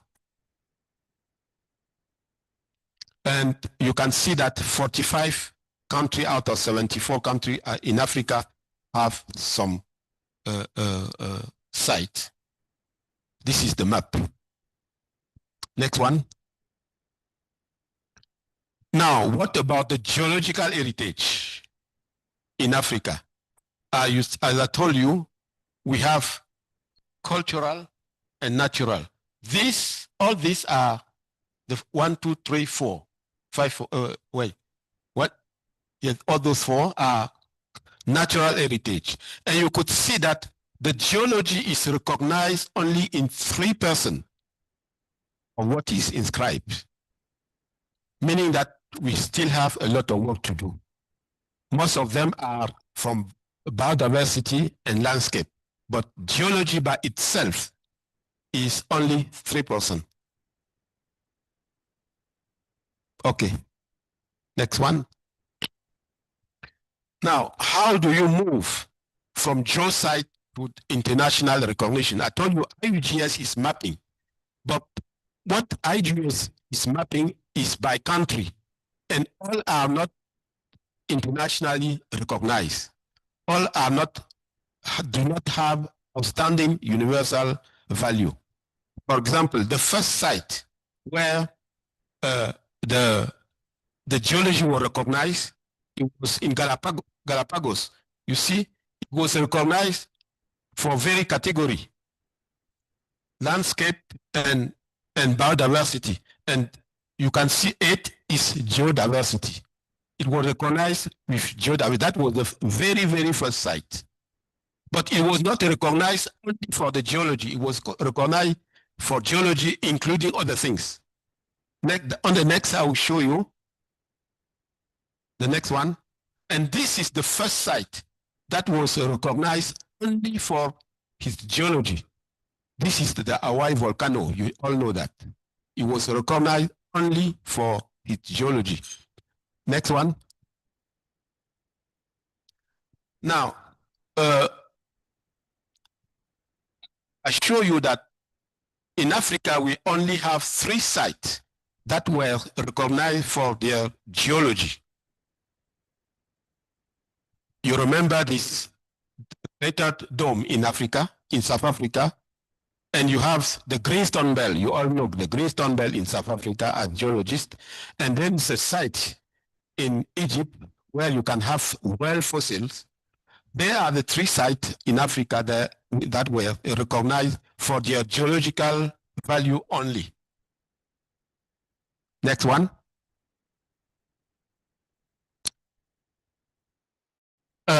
Sometimes you can recognize a site. There is geology, but that geology is not outstanding. But that geology creates environment for biodiversity to develop, sustain biodiversity, or to sustain or culture. It can sustain a culture of people. We see that. So there are the site where beautiful landscape create ecological habitat for geodiversity. We have this example. Next one. And you have example where even if the geology is not that spectacular, what is there is very important. What it carries, what is hosted in that particular area is very important for other aspects, which is not geology. For example, in this case is archaeology, because you have fossils that are hosted there, archaeological fossils, which are hosted there and make the site important, not for its geology, but because of archaeology. Next one. I'm sure you know this one. This is not a geological site per se, but it is a site which have created environment for development of many things. Secure. This is here in Nigeria. You remember about iron smelting. Because that environment was possible, that activity was possible in this environment, the site became important. Not for geology, but for the culture of people. Next one. Here also, I think this is as well here in Nigeria. You see, people can dream about their environment and have a cultural, dreams for their environment. Scientifically, this is something that can be explained geologically, but people in their feeling, they feel that it's something that tells them a story about themselves. Okay, we can progress. Yes, you remember we have seen this already, and you have this Timbuktu in Mali. Timbuktu is a cultural site, but where is it from? It's because of geology. So the geology is just conveying the aspiration of people. What I want to stress here is that, in fact, when you see a rock, for you as geologists, it might not be important. But for somebody else, an agriculture, an artist, it may be of very important significance. All those sites are recognized as World Heritage Sites and important for the whole community, the humankind, the whole community. Next one. You all know that people are making some rock art, but there is also natural rock art. When you look at this, you can imagine that, what happened here? And this creates a feeling of people, a spiritual aspiration of people, and which push them to do something else with the nature. Next one. I would like to some of the recent development on the World Heritage Site concerning especially the geological site. I mentioned some operational guidelines, and as I told you that currently we have 10 criteria for the whole set of heritage, including one for geological heritage. Recently, we have tried to see how we can reorganize that. Initially, all geological heritage were divided. I think it's better we go to the next slide to see that. Can you go to the next slide? So we have organized to make easy the work of people trying to inscribe the property on a World Heritage List. We have defined various themes. There are 11 of them, so that for each site can fit in one of these 11 themes to make easy the application. I will show you in the next. So you have history of planet, tectonic system, erosional system, volcanic system, river, cave, coastal system, marine system. You remember marine system, glacial, periglacial system. You remember the picture I show you in Namibia, desert, and meteorite impact. You remember the lake, the impact crater in South Africa. So each once when you want to prepare an application, you have to fit your site in one of the 11 themes. That would make things easy, and I will show you why. Can we move? And in fact, when you want to inscribe a site, it's not like you want to inscribe any site. It should not be any site. It should be a site with an outstanding universal value. That is the most important point. Which means a national property, a regional property will not automatically be inscribed. Because, as I told you, it must transcend the national boundary. The significance must transcend the national boundary. And the first step of nomination is to clearly demonstrate that the site is really globally significant. First. Secondly, it meets integrity and it is protected. And when you have done that, you can easily see in which of the 11 teams this site would fit. So this is just to stress that the site must be absolutely exceptional at global level in what it contains or display, and be among the priceless and irreplaceable asset of humanity as a whole. So it's not that it's important in Nigeria, it should be important in all Africa, and the humanity could recognize it as something very, very, very important. And when you do that, you have to clearly define the boundary. You have to compare, because to show that it is very, very important, you have to compare to others. And the comparative analysis is one of the key elements of any application. And lastly, you have to demonstrate that the management of the property is perfect,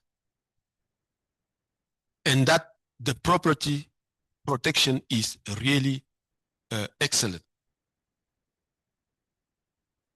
So I will show you on the next slide the various steps when you want to, if you want to prepare an application to be submitted in as property to be inscribed on the World Heritage Site. There are about 4 steps. First, you have to describe. You need geological map. This is where you start. You need geological setting and age. You need to demonstrate the scientific value, the educational value. I show you one of the in one of the picture, the discordance between 2 stratigraphic stages. This is important scientifically. But now, is it important for education? You have to demonstrate that. You have to demonstrate that the site is important for education. You have to demonstrate that the site may have a touristic attraction, because the site lives because people come and visit. And the site may have other connection with other heritage. I told you that geological site may be a mixed site, mixed with cultural site or other site, including biodiversity. The most important step 2 is assess the value of the site. Assessing the value of the site, not all the geological element on the site, not all the geological heritage. You must assess to demonstrate that what you are retaining is really outstanding. So you need to identify geoheritage element that may have different value, because in a site you may have various things. You may have something witnessing erosion. You may have something witnessing tectonics, displacement, and so on. So you have to map all those things. Oh, no, sorry. Back. So this is some detail. I explained that here. So you have to map geological value of the property, organize them according to the 11 themes, identify overlap, because the sites may be important because this type of site is not yet in the World Heritage Site, which make a gaps. So if your site fill a gap, that is very important. So you have to make sure that perhaps your site is filling a gap in the World Heritage List. And also, you have to compare them. You have to compare the site. Let me see. Yeah. You have to compare the site to other. Demonstrate that, and the comparison is numerical. You have to find some attribute for comparison to make sure that the site meet the high level of credibility. And at the end, you have to delimitate your site, and you have to check the degradation of the site. What are the threats the site is going through? These are the approach if you want to build an application to submit a site on the World Heritage List. Next one, please. To help you, there are some few questions. Is it one of the unique geomorphological and landscape features? You see, you have faults here.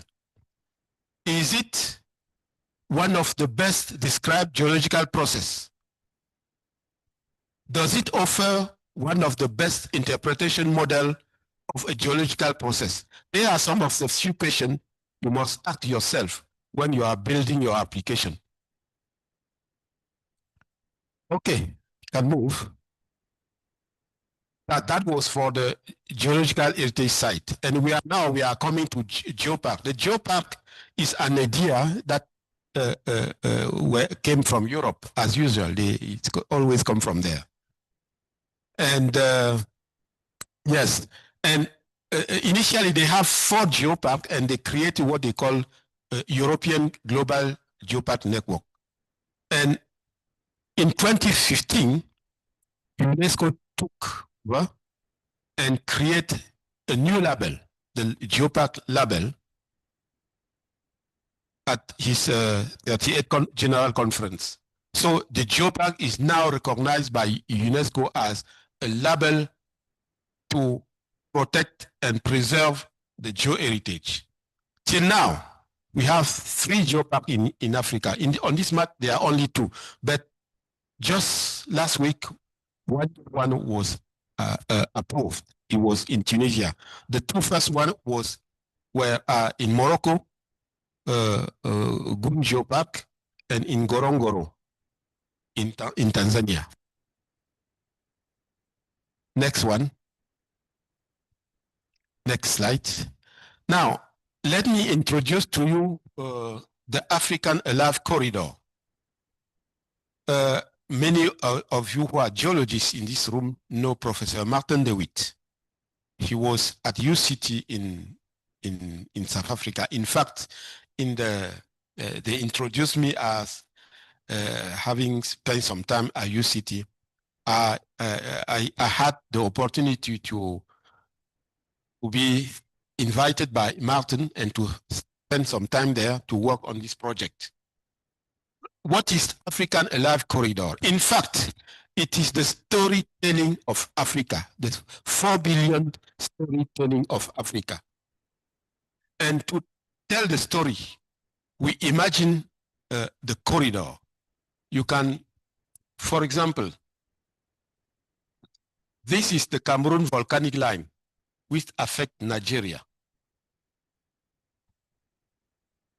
Through that corridor, through that Cameroon volcanic line, you can tell many stories, not only geological story, but also biological story, cultural story. I will show you after this one what we mean by that. So what is a corridor? A corridor is a succession of nodes.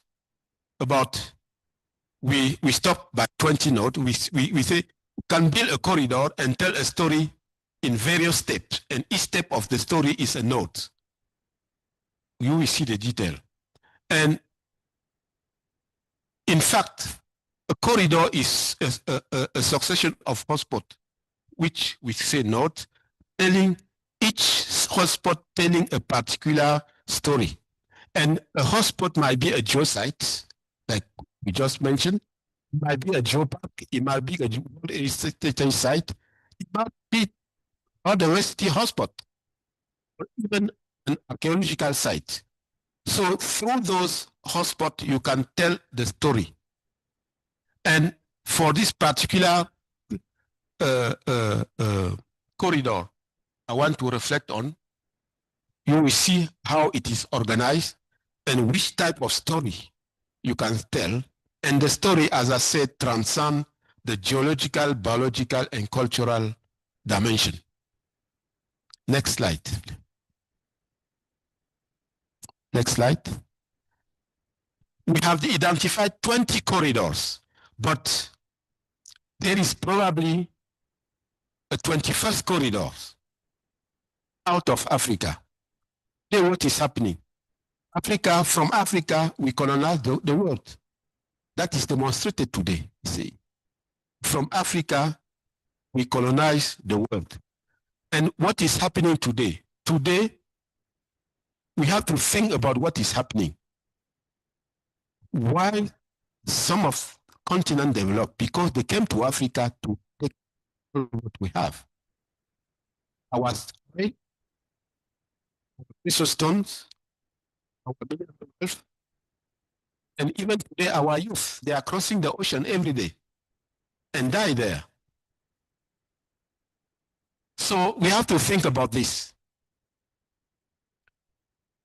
This is not a specific corridor, but it is how we, from the 20 corridor we had, how we get there, we get here. Next one. Next one, please. Okay. Just to let you know what it is. A corridor. From here, you can tell a story.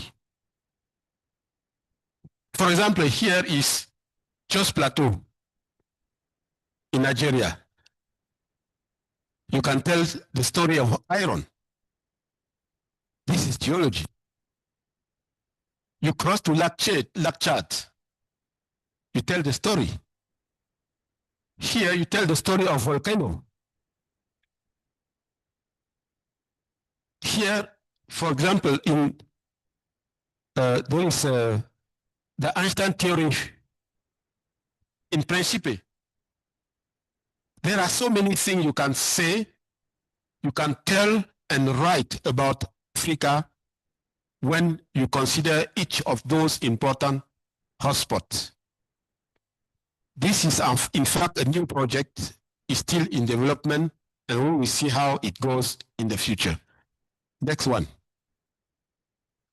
Now, coming back to Nigeria, I'm focusing at, there is no geopark in Nigeria anyway. I haven't seen yet a geosite in Nigeria. It's not recognized as such, but in terms of World Heritage Site, Nigeria, we have two World Heritage Sites inscribed. It was Secure and Osum Osok, both Sacred Grove. There are only two. The rest, tentative list. That to have an application, they don't just approve. The site has to be inscribed by the state party on its tentative list and progressively prove that the site is of crucial importance. And on the tentative list of Nigeria, other thing, the two sites inscribed in Nigeria are cultural sites. You have the tentative list 2, 1, 2, 3 cultural natural sites, and only one is inscribed, is there because of its geology. It is a mixed site, but it's there because of its geology. So I think this is just to invite you to really look at this and make sure that at least some of those sites still on the tentative list move to the site that should be definitively inscribed on the World Heritage Site. That's the situation in Nigeria. Next one. Now, I would like to conclude and say that, in fact, what we said, we are missing the most important part of the story. Because as you can see, Precambrian is the longest part of the Earth's history. And in Precambrian, these fossils are very rare. Because of metamorphism, because of plutonism, everything has been destroyed. So, in fact, we are missing the most important part of the history of the Earth in terms of biodiversity. The geodiversity is there, but the biodiversity is gone. So we miss some a part of the story. What we have only 12% of the records. We can stress the only 12% of the record of the geodiversity on our planet. So it is a problem. We can't solve that. It's gone. It's gone. Next one. Now you will ask me, why is this coming in this great man, Professor Rahaman? I told you I met Professor Rahaman in the end of year 19, but no, 80s, 1980s, hein? 1980, c'est ça? Yes. And but before that, I knew him from his paper on Precambrian basement of Nigeria. And I really remember the road travels we did when we moved from Nigeria to Benin in 1988. And when I was reading his work, I went through and see that he was really engaged in the impact of mining, exploration, and exploitation, because that is one of the challenges Africa is facing. We have mine everywhere. We have abandoned mine everywhere. Smart is here. I think he knows perfectly what I'm talking about. So, next one. But I think Professor Rahaman, still we are talking about mapping. Professor Rahaman is one of the grandfather of mapping in Africa. And that was in Botswana. That was in 1987.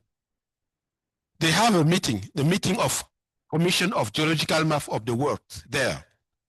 And the names you see here, Shackleton, we spoke about him last night. Suji, that was the name I was trying to remember last night. Curtis, Dunning, and all those, including Professor Rahaman. That were the 7 people who sat down and think about mapping in Africa. And today,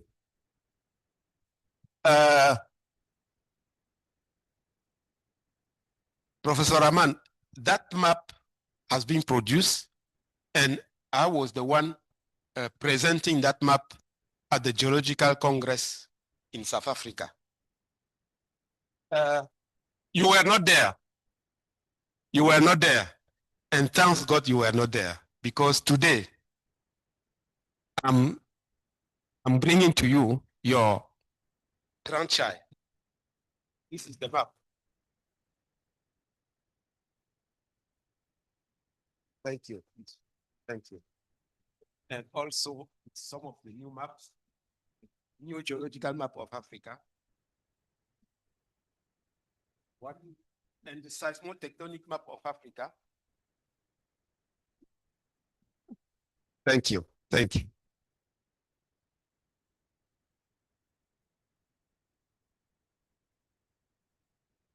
We are very pleased. We are very pleased to celebrate you today. And I pray that God gives you many, many more years so that you can coach those young people sitting out there. They need you. They still need you. Thank you. Next slide. We have to conclude now.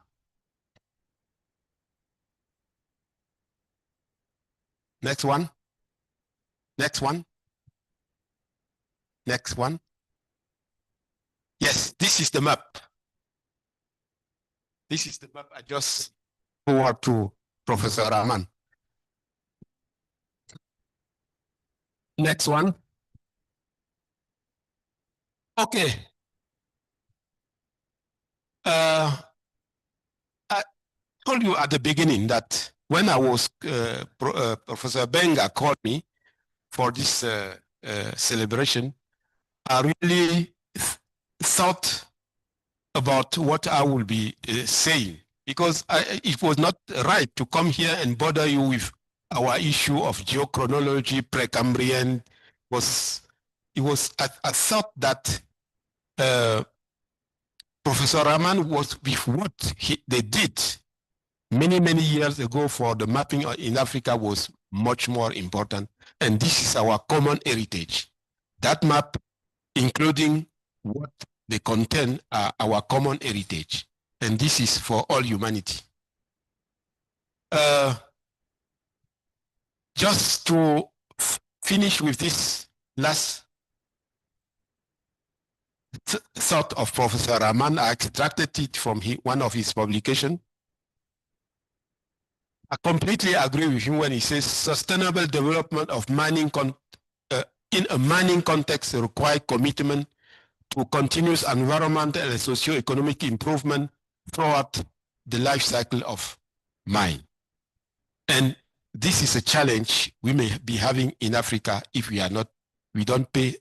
our government does not really pay attention on how mining and resource exploitation is conducted in Africa.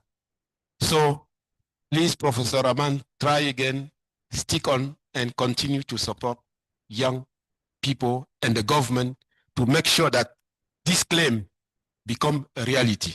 We have to take care of our environment.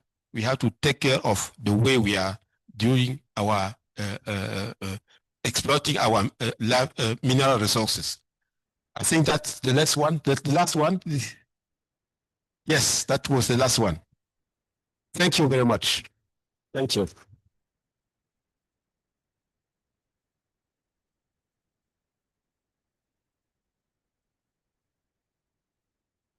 For Professor Toksu. Yes.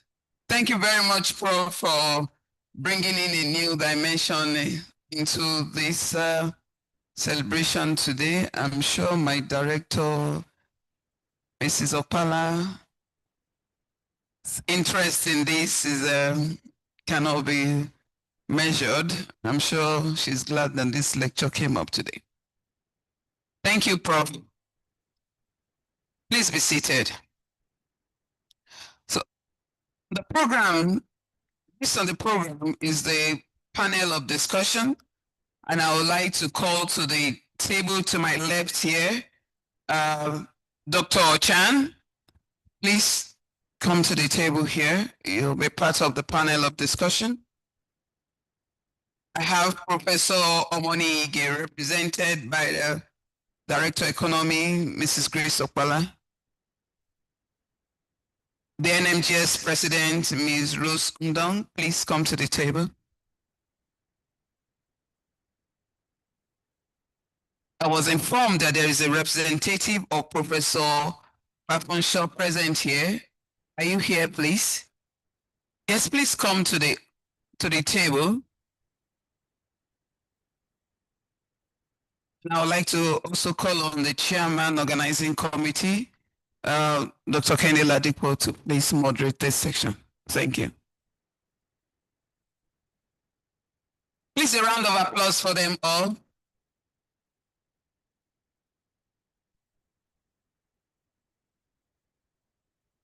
This is going to be very brief. We are about an hour behind schedule, so we should try as much as possible to make this as snappy as possible.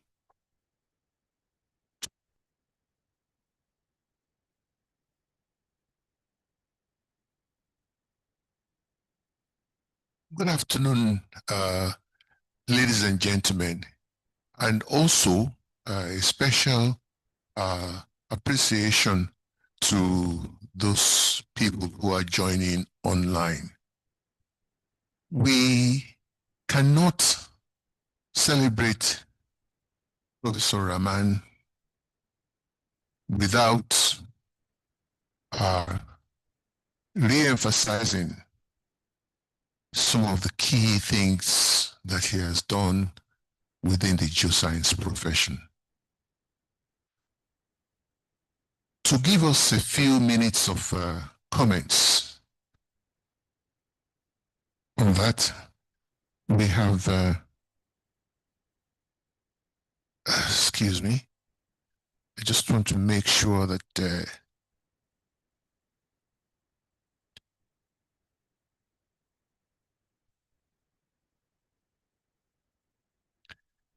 we have selected those institutions, geology, that represent the fulcrum of geoscience profession in Nigeria. And I'll be calling on this table to just say a few keywords about the contributions of Professor Rahaman. So welcome everybody on this panel. Welcome. The time is fast spent, but so we only have 5 minutes each for each one of you. I know that that's a very, very big short change, but we hope that you can do your best to, okay, I'll make it 7 minutes. Because I see the body language from all of you. We are all, if we want to talk about Professor Rahaman, we will spend at least 1 hour each. Let me call Dr. Chan. You have been very, very close to Professor Rahaman. I've been with you in the field along with him.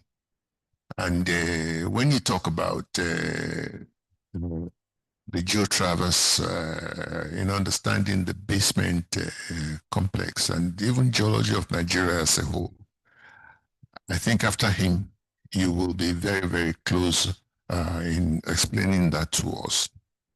So I'd like you to talk on 3 things. How do you see the work ethics of Professor Rahaman, especially when it comes to field work? Maybe you can enumerate a few memorable moments for us. I have my own. When I fell down in the field, you were laughing. And he warned me that, Kenny, this is your last experience taking you to the field. I've not kept to that, but naturally I can't do that anymore. So thank you for giving me a forward. And lastly, I'd like you to espouse a little bit more. How do you see the sustenance of his legacies, Dr. Chan?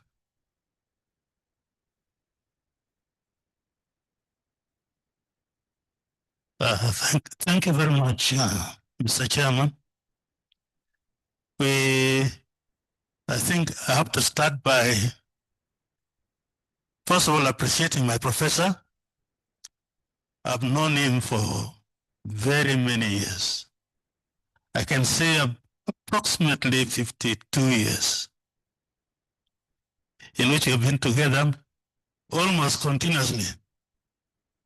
Thank God that he has preserved your life, he is still strong, he is still contributing. I also want to say a few words to the lecturer because he has brought a new dimension that I did not know about at all. And also say something about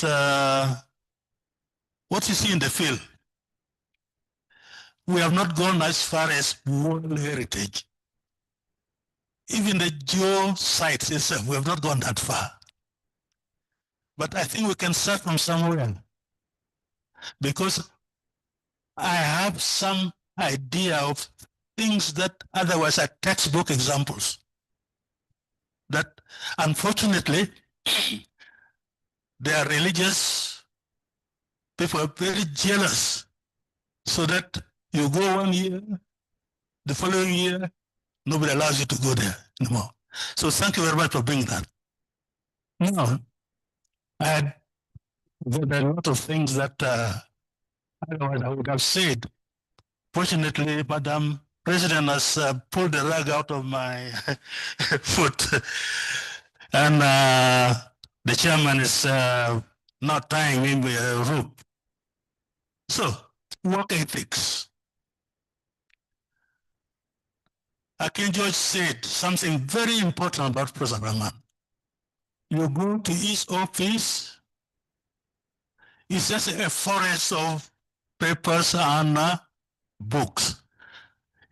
Sometimes you have to look for him because he's completely covered. And just like he said, it's an organized chaos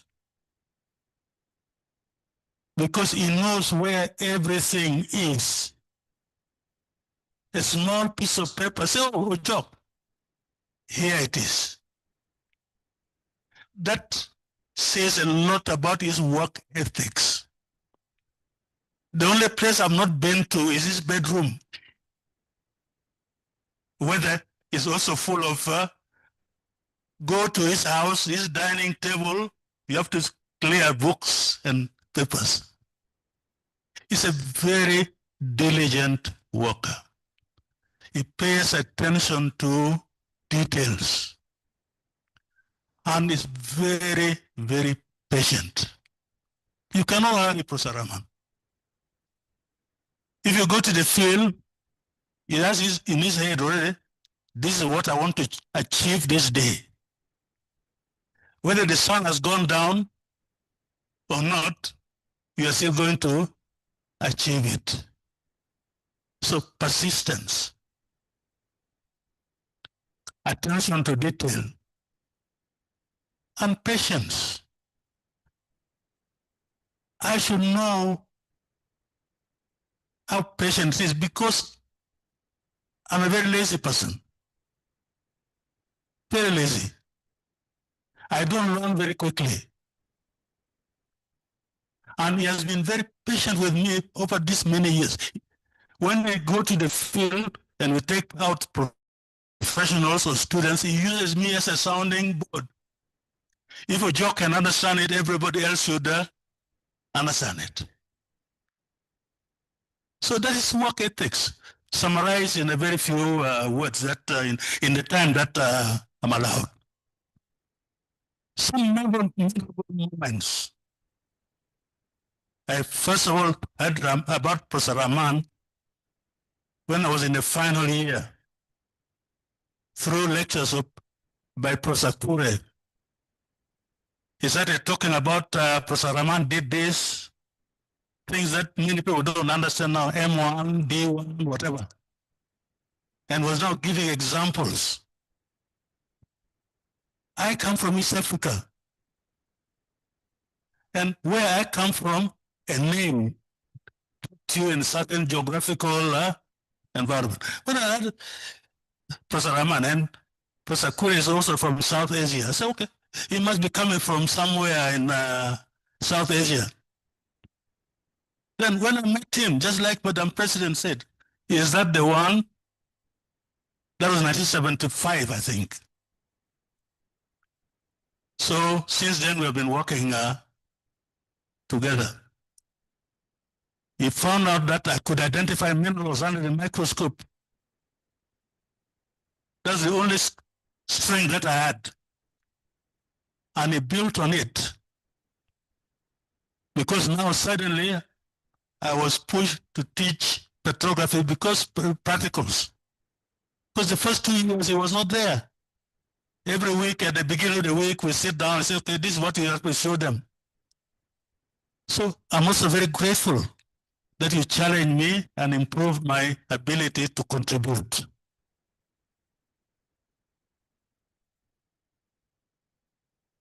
The other the field early on, I used to ask very silly questions. Very silly. Now I consider them very silly. The first field trip he took me to, And I must say that he insisted that every field trip I must follow him. Was it saying? And was talking about folds.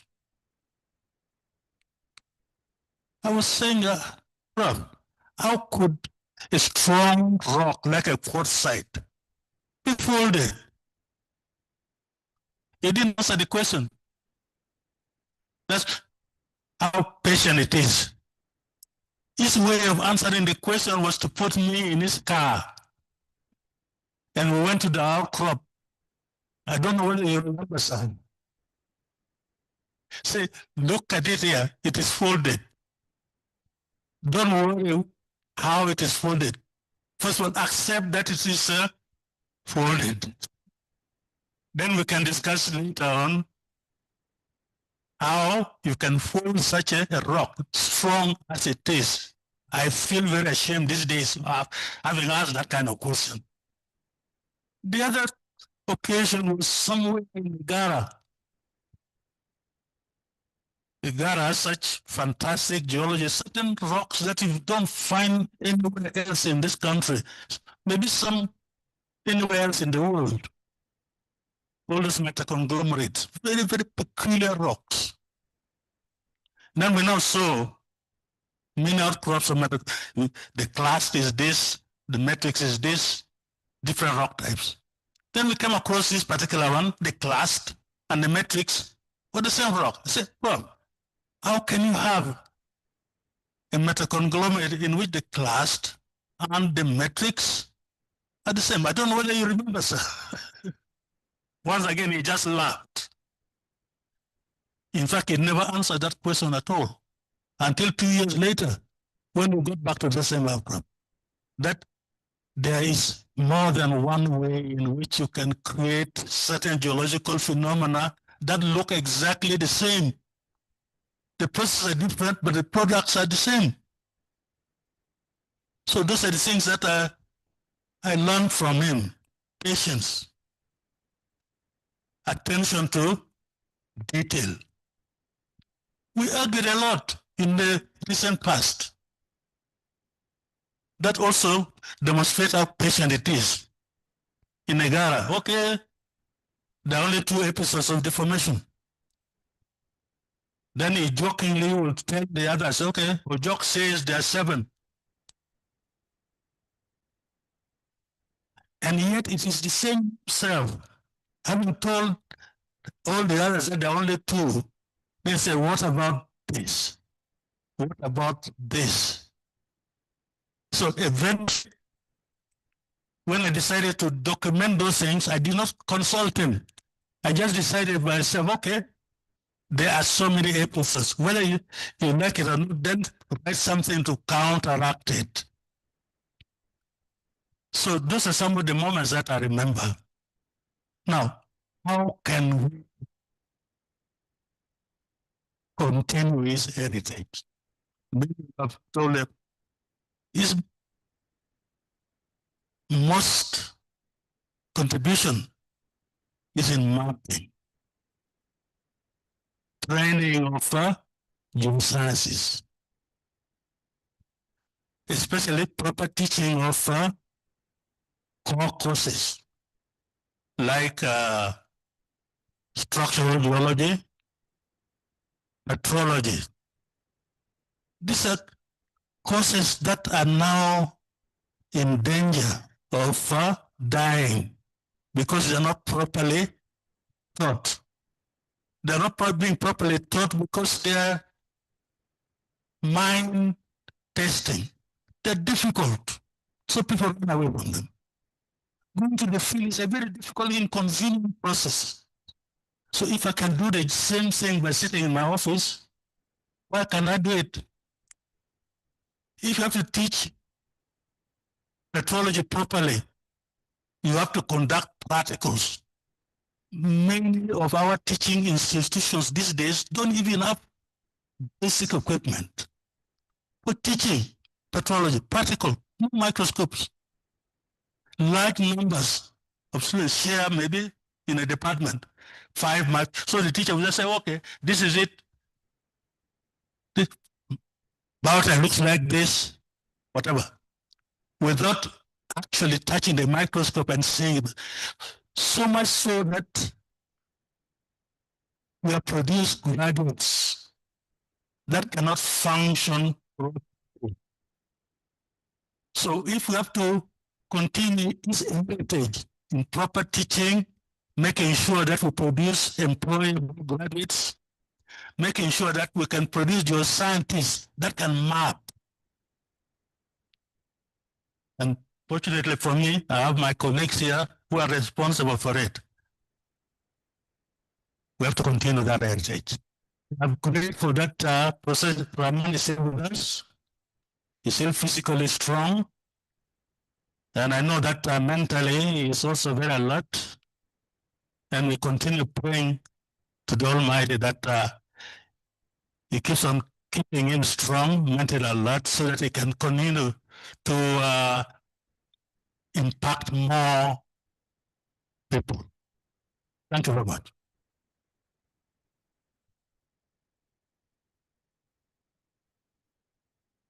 So, Chan, thank you very, very much. I don't need to rehash what you have said so far. I think the key thoughts will remain in with us. I like the fact that when you ended it up with the foundation of every geoscientist, the recognition of training, which is very, very important in our university in our institutions. So you also mentioned about mapping. On that note, let me call the representative of the Director General of the Nigerian Geological Survey Agency, NGSA, because NGSA, at the last conference of the NMGS, for example, at Uyo, NGSA director showed us some of the recent maps that were generated. So let's call the representative of the director to tell us a little bit about what contributions of Professor Rahaman to the understanding of the geology of Nigeria has been. How do we continue to support the initiatives, particularly in fieldwork, which is the essence of generating geological maps that are very vital to understanding the economic geology of this country? And how do you see the collaboration between NGSA and Nigerian academic institutions?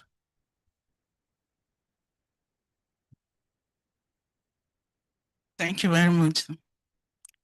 First of all, let me say on behalf of my Director General, Professor Amoni Ige, he would have loved to be here, but due to national duties, and even this morning, because his heart is with us here, this morning he sent me messages reminding me about this program. And he told me that he will even join as soon as he comes in to Abuja.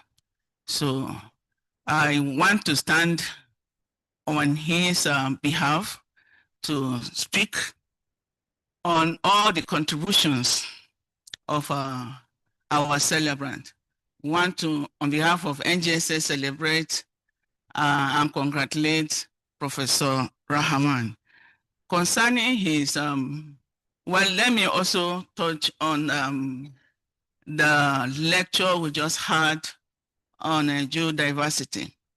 If I don't talk, I may not do so well because like the moderator said earlier, I have been in the forefront of that in NGSA. Then I was the director, National Geoscience Information Center. And for NGSA, we have been working on the geosites. We have been mapping geosites all around. We started with the southwestern Nigeria. We moved to north central Nigeria, and we have been documenting all the geosites in those areas.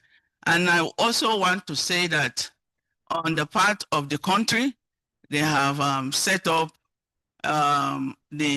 what we call the National Committee on UNESCO, IGGP, that's International Global Geopark Committee. So it's on board already, and Nigeria is working towards selecting a geopark. And to even say that somehow we are working with the Zuma Rock Resort. So we are almost getting to the point of having to apply for the opportunity to have a geopark, a national and a UNESCO recognized geopark in Nigeria. So I also want to thank the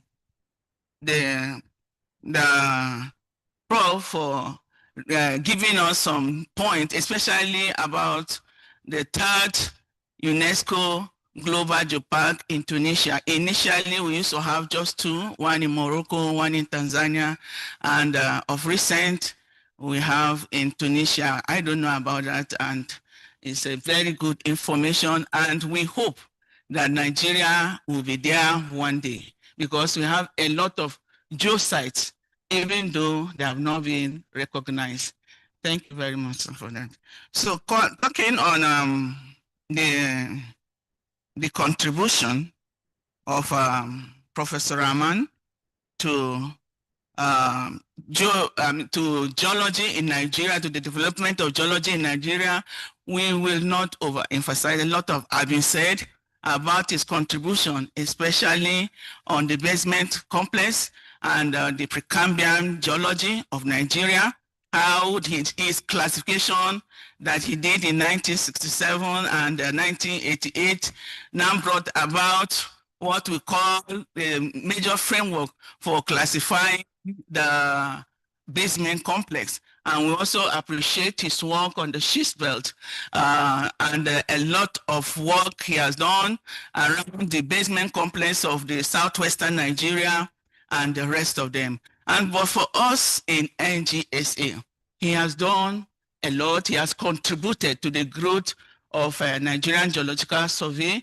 Agency, because for one, in 2007, I think if I may remember, in 2007, we were, a few of us were chosen from Nigerian Geological Survey Agency to go to Ikare for training under Professor Rahaman and his team, Dr. Ochan, and so many other professors.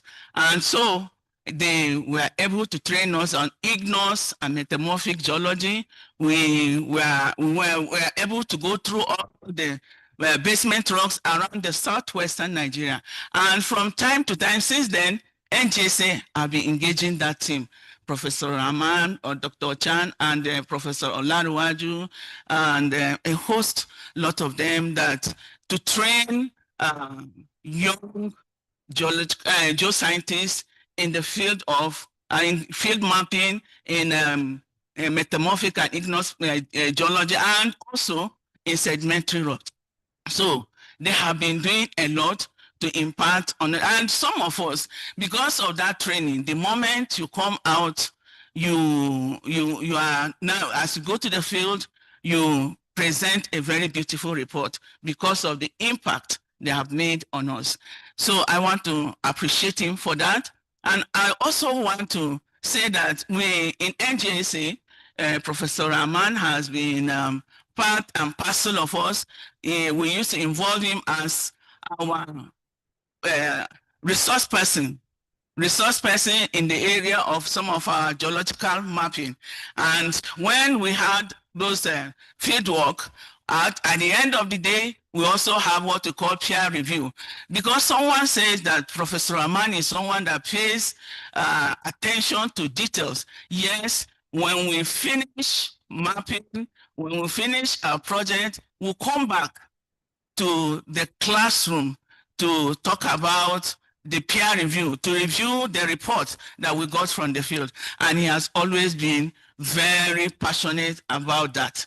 We want to thank you for that. And also want to say, when Professor Rahaman takes you to the field, he will make sure that you have, many of us have said that, and we'll make sure that you do the due diligence. And what I know about him, when you get to the field, you don't stand describing the rock. You must sit down, lie down, and there is a word you normally use for the rock, and I don't want to mention it. You will say, sit down, lie down, and look at the structures properly well, and you must document. So he has been very passionate about that. And in so many other of our projects, he has been part of us, like in bulletin production. He has always been there. Then even in our map production, he has always contributed to the growth of the agency through enriching some of our reports. And recently, just like the moderator mentioned, recently in NMGS program, NMGS conference, we produced some maps, and despite the fact that he is retired, we still gave him some maps to review, and he obliged us. So we want to appreciate you for that. So going on concerning the, okay, sir. Going on concerning field work, or let me also talk about the relationship with academic institution. In NGSA, we always ready to collaborate and have the support of the academia. And our DG, being a professor, he will always promote that. So the collaboration continues. And to tell you, we are also having MOU with some of the institutions already, and we plan to have more with as many institutions around us that we can collaborate with. And we also want to say that in as NGSA, we generate some data that are very useful for research purposes. As like, for example, our core samples, our core data, they are there. So some of the university research fellows, like those in masters, pursuing masters or doctorate level, they can come and leverage on some of our data in NGSA so that they don't need to start working from the scratch again. So we have a lot of documents they can leverage on to work with. We want to say thank you to Professor Rahaman and wish him many, many beautiful years ahead. Thank you.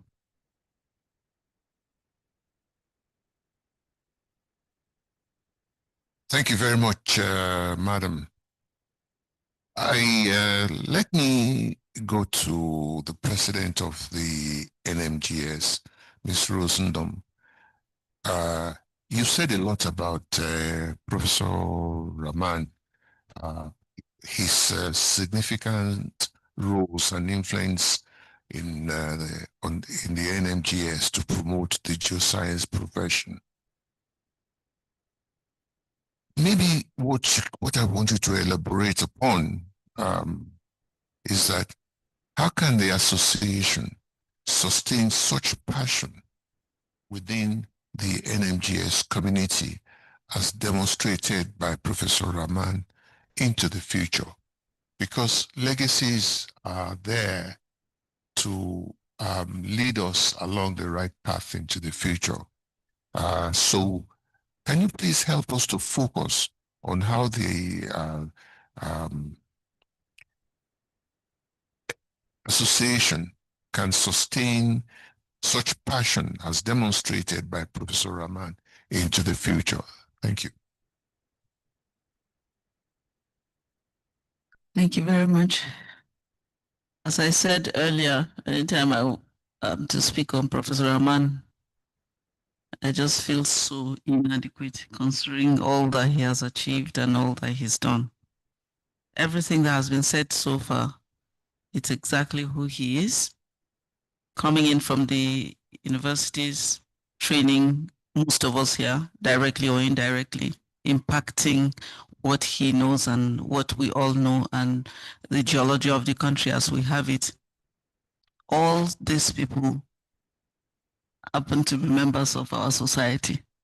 And so by some undefined or automatically, I would say our members have what has been built up to them from people like Professor Rahaman through his tutelage in schools. Now, what we'll do is to urge members, through our conferences, through our activities, which he is also instrumental to putting the structure of the society in place, to keep up with what he has impacted on us right from the onset. Now, once we transfer that, take it along with us into what we do as members, then we wouldn't go wrong that much. It's to keep at it, ethics-wise, institutional-wise, build our society stronger with collaboration with the institutions, with the universities, and with partner organizations. Professor Rahaman, his passion extends also to the Nigerian economy. He's driven NMGS into, becoming a stakeholder where government and Nigeria is concerned. And it's for us to continue to sustain such passion towards achieving that and not let it get cold. I'd erroneously told Professor Rahaman to go and rest, that I think he has earned it and he should take time to rest. But from all indication, he cannot rest. So he's still impacting. We here, students, staff, colleagues of Professor Rahaman are members of NMGS. If we keep what he has taught us, everything that has been said here so far, we will continue to sustain and retain and build on the structure where NMGS is concerned. Professor Rahaman is not just a professor. Where NMGS is concerned, you are one of the most passionate persons I've met. I recall when I came into council, and I told Professor Rahaman that I was coming in because I was pissed off with the way the finances were kept, and I didn't understand how they were. The support was very powerful. I sat down, went to work, and did the best I could. Professor Rahaman was the one that carried it and campaigned across board. I didn't know you were doing that, boasting to members that they should check out this person and see. Now I want to personally thank you for that. People like Prof. PP, Akin George would call me. I didn't know. It was years later I realized that they were making jest. Well, not jest. They were putting it to test to see if what Prof was telling them was right. So we carry what he's giving us, we build on it and continue to push on it. The structure in NMGS that makes us NMGS. There are things that make us who we are, and we cannot be anybody else. We sustain them. We make sure that we don't forget them. We make sure that we carry on with training, carry our students' membership very, very, very seriously, because there we give them the platform to express themselves, express what they have learned from the schools where people like Professor Rahaman have impacted knowledge on them. And Prof will not miss conference as well, so he would always be there to oh, okay. I didn't know my 5 minutes was up. I think I'm ranting. So, well, Prof, what I can tell you is that your integrity, as you have impacted where NMGS is concerned, we're doing everything within our as it allows us, and deliberately to make sure that we run a society where there's integrity, where there's professionalism, and where we impact the knowledge that we have and share knowledge amongst ourselves. So conferences will continue to take our technical sessions very seriously so we can sustain those teachings, and the young professionals will continue to benefit, the students will continue to benefit, and just so you know again that he will not relent. Professor Rahman just within the last few weeks saw something that was not going too right within the economy and within the system, and urged that NMGS would pick it up and come up with a strong voice and say something about it. And those are the kind of things that we're learning from him, and we're putting across, and we'll continue to build that within our society. I don't want to, like we said, yes, I know my time is up from what you've said, but we'll just be repeating ourselves if I keep on and on. We cannot forget what they have put together as a society, which is strong. We'll continue to build on that structure, and hopefully we get many more Professor Rahmans when he's left us. Thank you very much, sir, and happy birthday again. Thank you very, very much. My apologies to the representative of Engineer Nkom, the DG of the Mining Cadastre. Are you the representative? Please come, please come.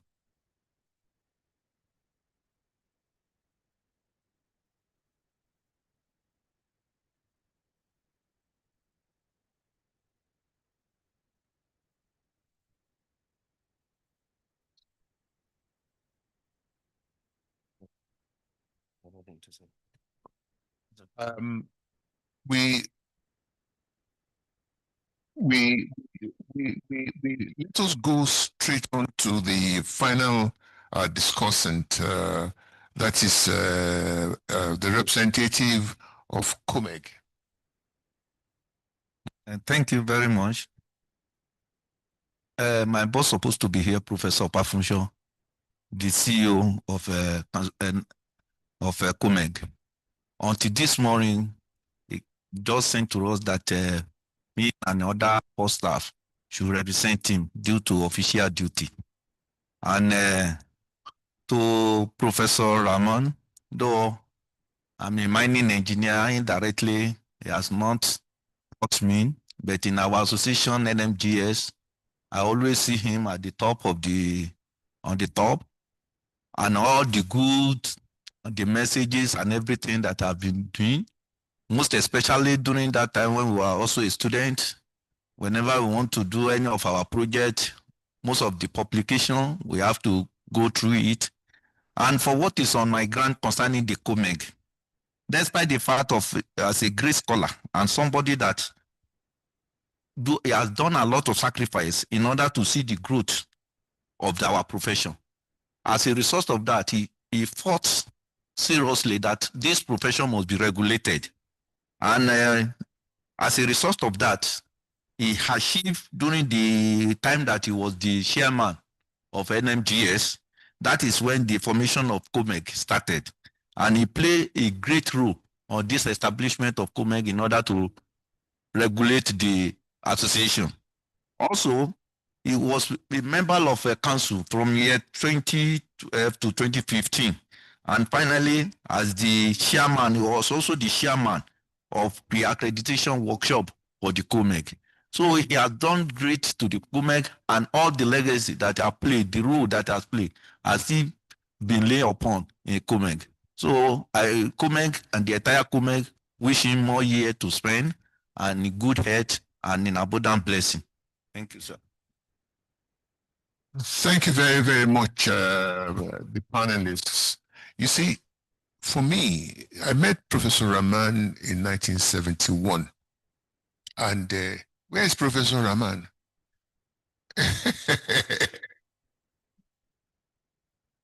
Needs to hear some of his histories. But I'm sure that in his mind, he will recall a lot of things.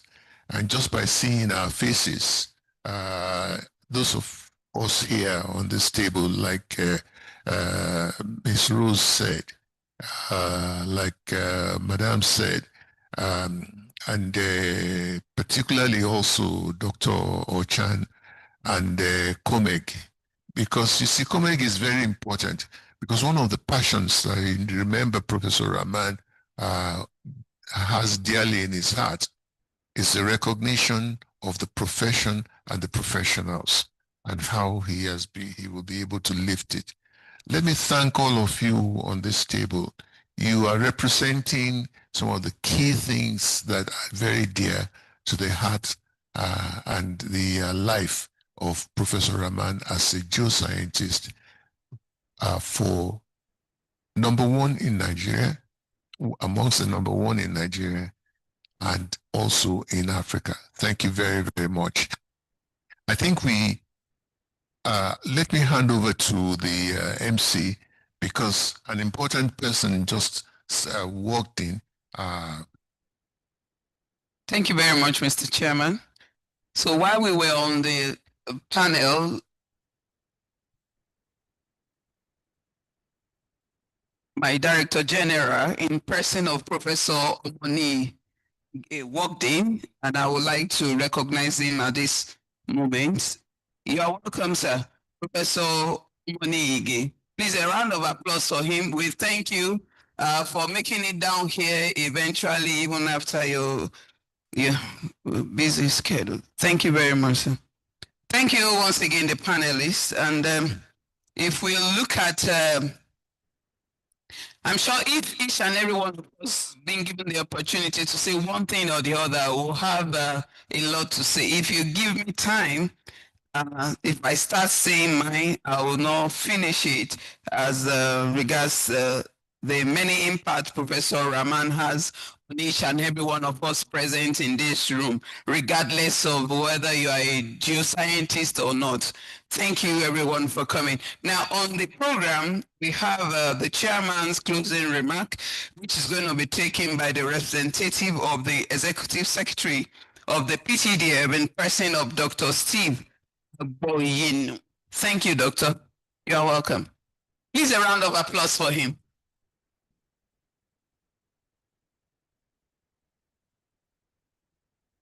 Good afternoon, everyone.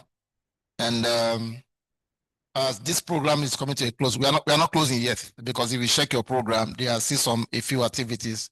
The executive of PTDF, Professor Ali Shehu, he said I should appreciate everyone for coming, and he's of the opinion that we are not just celebrating Professor Rahaman, we are celebrating public service, integrity, and resilience.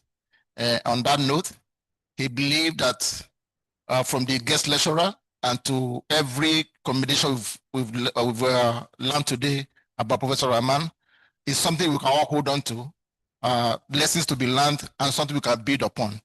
And he believed that today is the 5th series of this lecture series. More of it will come, and as we continue to partner with NAPI and other professional bodies in this kind of situation, we'll continue to do that. Before I drop the mic, I want to thank Dr. Ladek Mokende and NAPI President Olajumoke Ajayi for the role they play in putting this together. We will remain committed to things like this, because we believe that this is the only way we can make our country better. As we land up and go to our different places, we believe that God will bless us all, and ultimately, may God bless the federal bloc of Nigeria. Thank you, everyone. Thank you once again, Doc. Yes.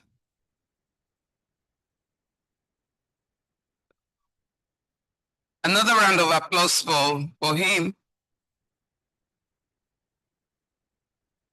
On our program is a presentation of a commemorative gift, which NMGS led that before now, but we would like to, at this point, I would like to recognize Justice Adepoju.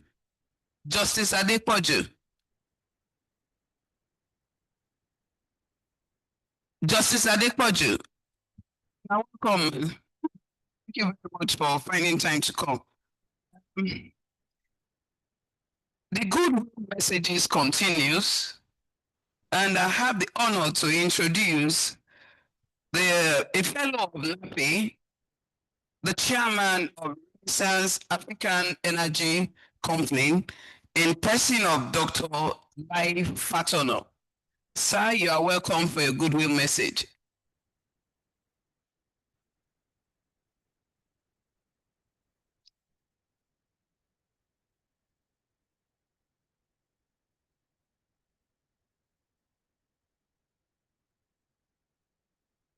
Very much.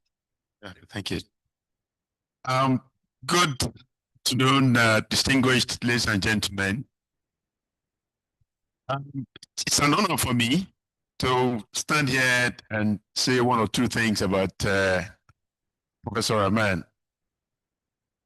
So many years I've known him, and only this morning I was able to put together the last piece of a jigsaw puzzle that's been going on in my mind. Quite a number of you don't understand, and when Chief Judge today used the word enigma to describe him, I think that is the most appropriate one single word that is applicable and one can use to describe Professor Omar Rahaman. So I'm here as one of the beneficiaries of his mentorship. I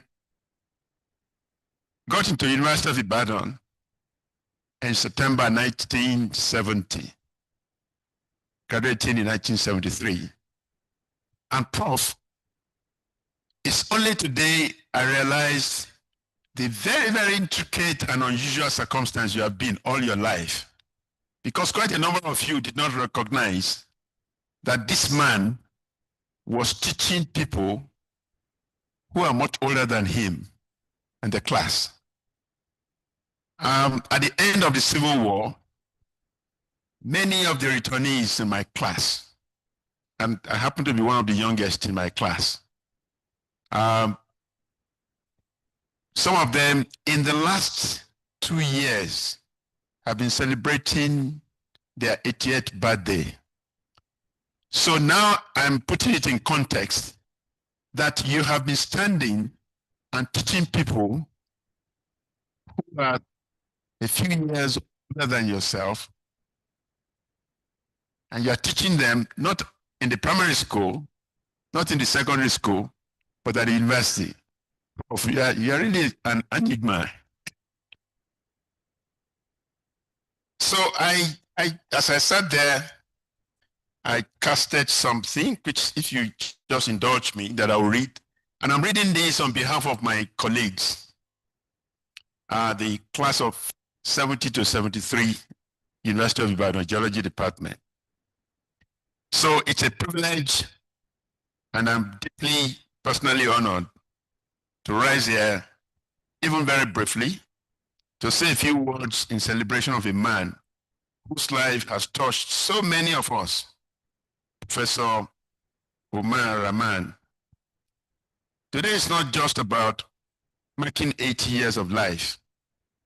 It is about celebrating 80 years of impact, of discipline, scholarship, and of quiet but enduring influence on the geology profession, not just in Nigeria, but across Africa.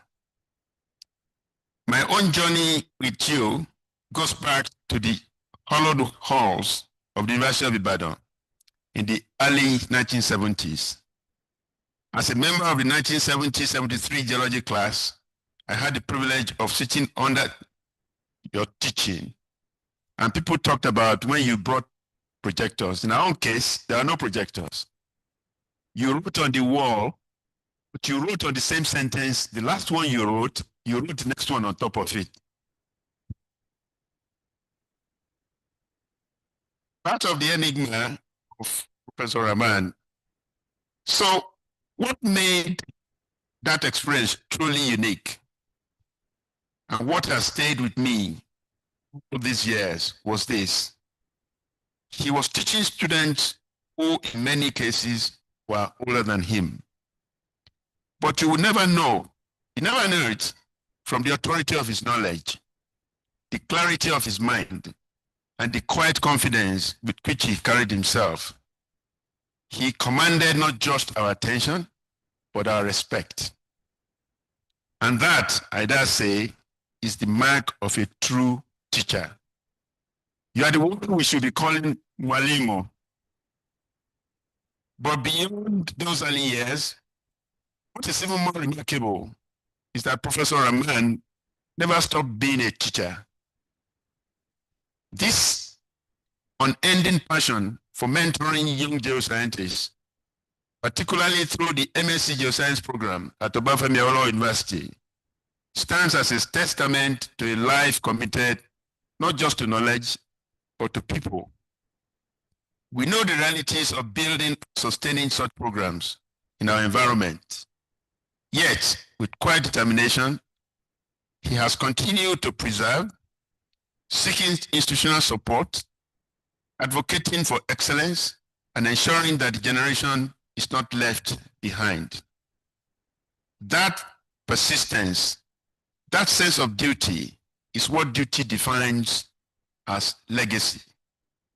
Over the decades, Professor Rahaman has grown beyond the classroom into a towering figure in African geology, helping to shape minds, institutions, and the very thinking that underpins our understanding of the continent's geological wealth.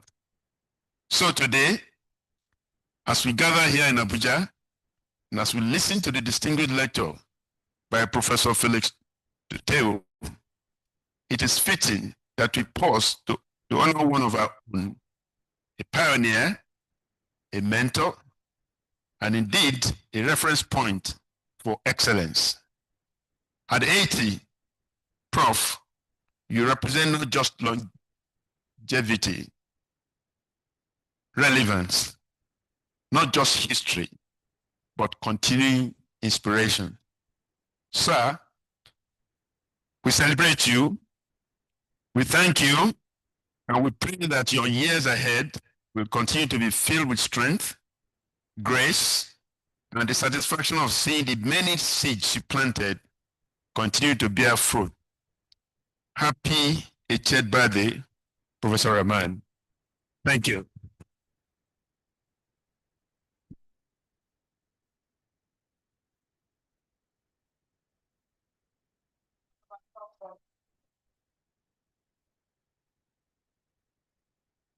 Thank you, Doc. Professor Smart Obiora, are you still here? Professor Smart, for your goodwill message. How many minutes you've got? Yeah, because we are running. Yes. So 2 minutes. Thank you.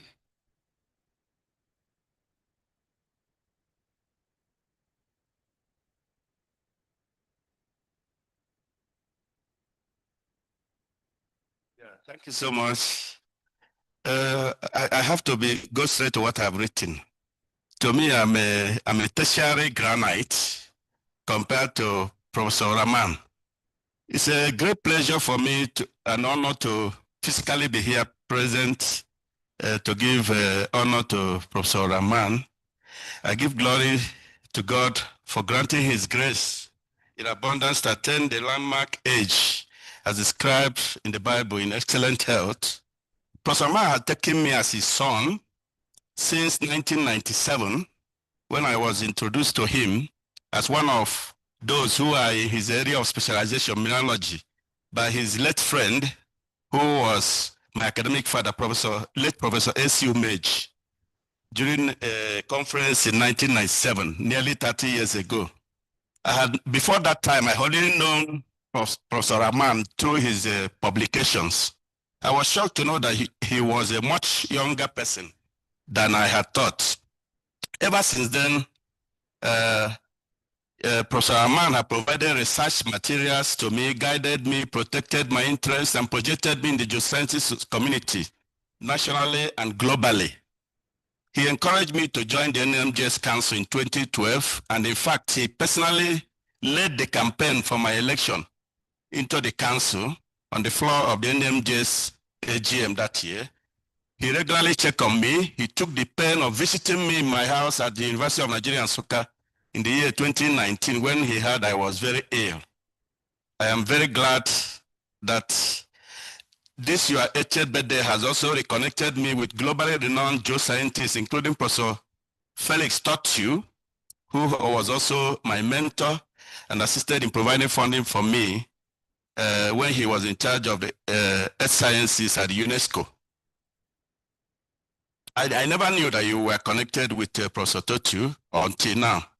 It is my prayers that the grace of God, the Almighty, will continue to be very sufficient for you so that you will celebrate many more returns of your birthday to the centenary in excellent health and sustainable prosperity as we continue to tap from your deep reservoir of wisdom, knowledge, and experience. Thank you so much. Thank you, Prof, for keeping to time. We have in our presence Mr. Alex Tucker, the former NAPI president. Please, sir, you can come up for your goodwill message. Minutes. Thank you.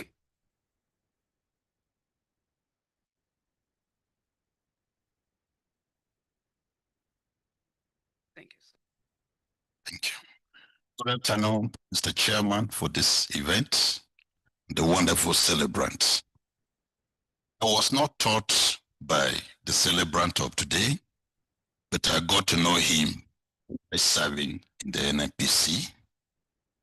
Prof got me to visit Ife. I'm talking because of his passion. When he wants something to be done, he will go all out. My very first visit, very first ever to Ife, geology department, was courtesy of the celebrant of today. And I had to spend the whole day. I had to spend the whole day to honor Prof. Ife, to give a lecture on opportunities for geoscientists in the oil and gas industry. It was a wonderful experience. Since then, I've been mentored by Prof. A Prof got to my office. Of all the people he taught in Ibadan, Ife, and everywhere, Prof will come to my office, very small officers in the system, sit with me. That's the level of humility. And every other person that wanted to see Prof within the NNPC in Lagos will have to come to my office. I used to be worried because some of the people coming to see Prof in my office were my bosses. Prof is highly detribalized. Prof has mentored so many of us. Prof has been in touch with very small people like me. There's no Christmas, no Easter that we pass without receiving a message personally from Prof. We appreciate you, Prof. Time will not permit us to keep talking about the things, the great things you have done. We are excited to be here physically, and we just imagine those that are online that would have loved to be here facing you like we are doing. Our prayer is that God will keep you for many more years for us to continue to tap from your experience and to get much more mentorship to sustain your legacies, which are so many. Thank you very much. Happy birthday. We're happy to be here. We continue to celebrate you, sir. Thank you very much, CEO Lacostrine Energy. Professor Garuba promised that he's going to spend 30 seconds for his goodwill message. Professor Garuba is a former Vice Chancellor of ABU Zaria. You have the floor, sir. 30 seconds. Thank you very much, Baba. Happy birthday, first of all, Chairman and distinguished members of this forum. In the instance of my second Baba, Akin George, I didn't want to say much because quite a lot has been said about Professor Rahman. Everybody has his own story to tell. So there's not going to be an end to this. But nobody has mentioned one thing that I've been able to find out, that this man, is an epitome of inclusivity. He ensures diversity works in wherever it finds itself. I give this because I can give an example of myself and some other colleagues, like your own son, Said Baba, in Maiduguri. Us that are far north, we are not participating in activities of NMGS and similar things for a very long time. It was Professor Rahaman that actually brought us in. He took me out to start with NIMAMOP, First Comic Council I was in, NMGS Council, all due to his credit, among others. And at one time, we were so happy that during his lifetime, two of us, who are his good mentees, became vice chancellors, myself and Professor Olayinka. Olayinka was vice chancellor Ibadan, I was VC for ABU, and wherever we meet at the education sector, Ibadan ABU, you know what it means. And I think he must have been so proud at that time. So please, Rahaman, we pray God to continue to give you good life and to continue to serve humanity. Thank you all for making this time. Thank you so much. I hope I didn't go more than. It's good to be around the academians. Maybe they are good with time, I think. I thought Professor Garba is going to end the good with messages, but I cannot be here, and my Director General is here, and he will not have a word.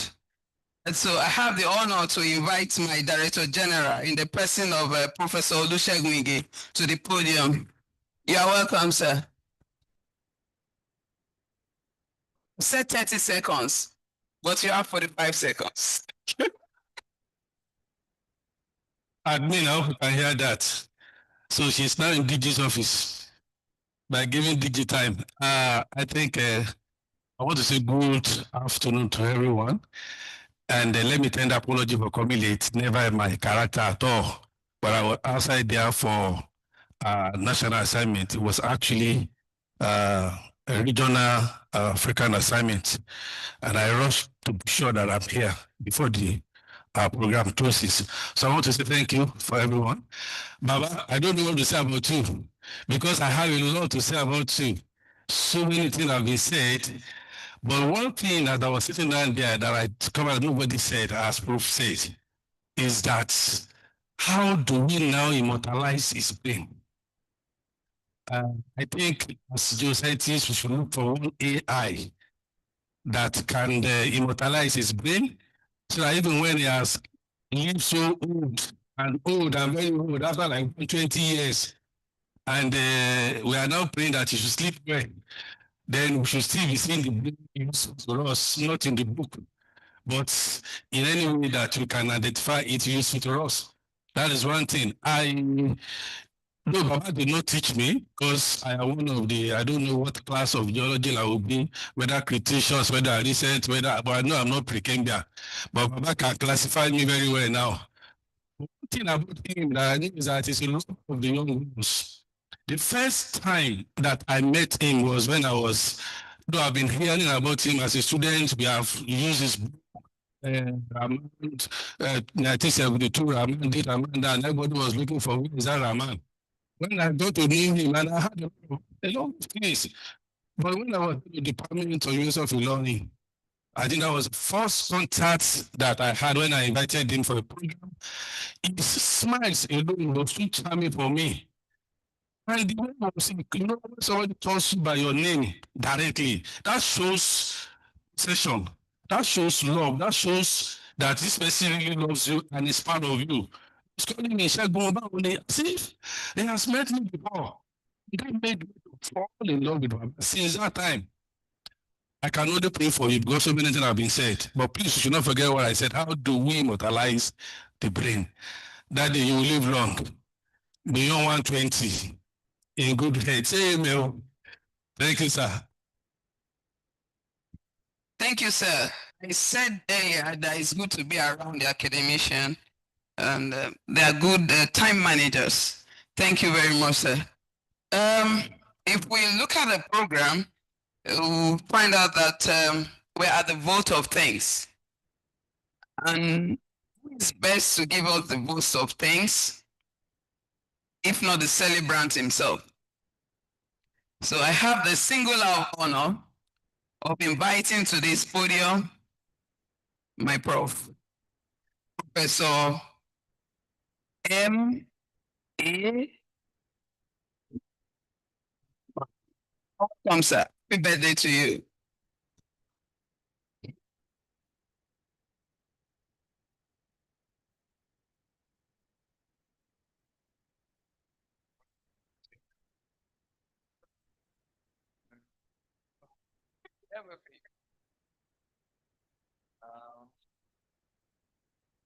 Okay, I suppose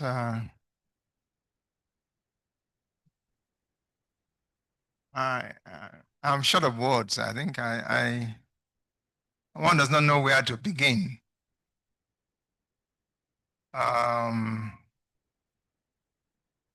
First, one thanks God. I think I'm extremely grateful to God for many, many, many reasons. I have no business being here. I should have died when I was 5 years old.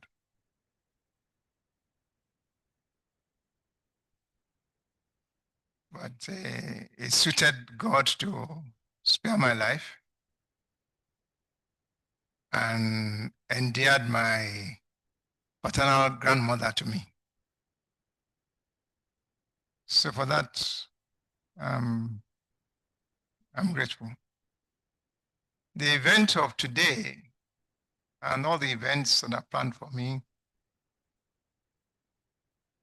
the people who put the events together, from the first season of Rahaman to this fifth one, I've always done so without actually involving me. So I don't know how to thank them or why they do it. I'll tell you, when the Ladipo came to Ife a few weeks ago, and he mentioned it today, and I wanted to find out, what are you people planning? What do you want to do? And they said, go away, go away, go away. We don't want you. We don't want you here. And I thought my current head of department, will be devoted to me. And after he has left, he will come and tell me, this is what we are planning, and things like that and so on. And I asked him, what did you and Dr. Ladipo, you discuss? I said, nothing. So for doing nothing, I thank you.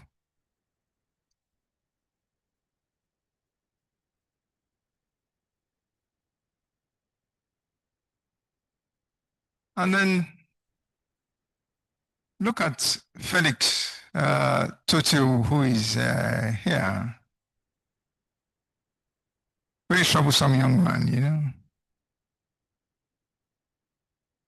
We were in Gaborone, and then he came on the Geo Travels.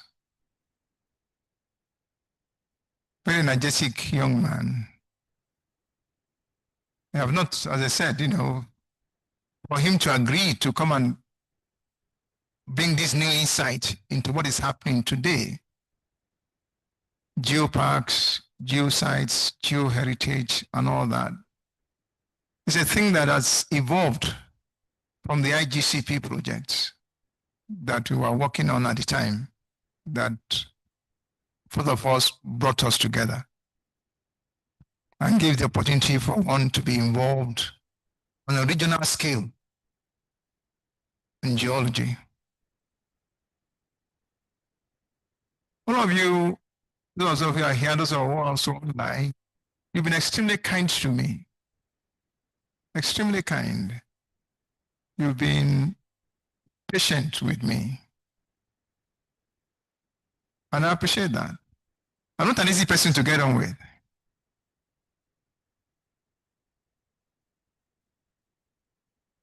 Not because you say standards are high and you want to maintain those standards. And even when you force people to want to keep up to your own standards, then you can run into a problem with them. But at the end, I found that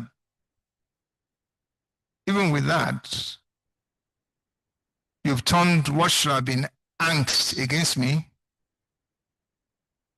into pleasure for me. Because at the end, you allowed me to do what I wanted done and got you to do what maybe you didn't want to do, but did it to please me.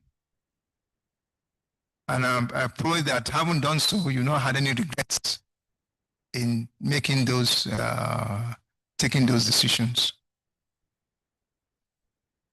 One has to learn to decide what is good. I've been fortunate in life, extremely fortunate, because in this profession, this geoscience profession, people have been extremely nice to me. Extremely nice. I remember as a young geoscientist, as a young geologist, I would go to a conference and all the old people, Deji Faturo, Tife, Gombe, all of them, soon as I step in, they will ask, Raman, are you giving a paper at this conference?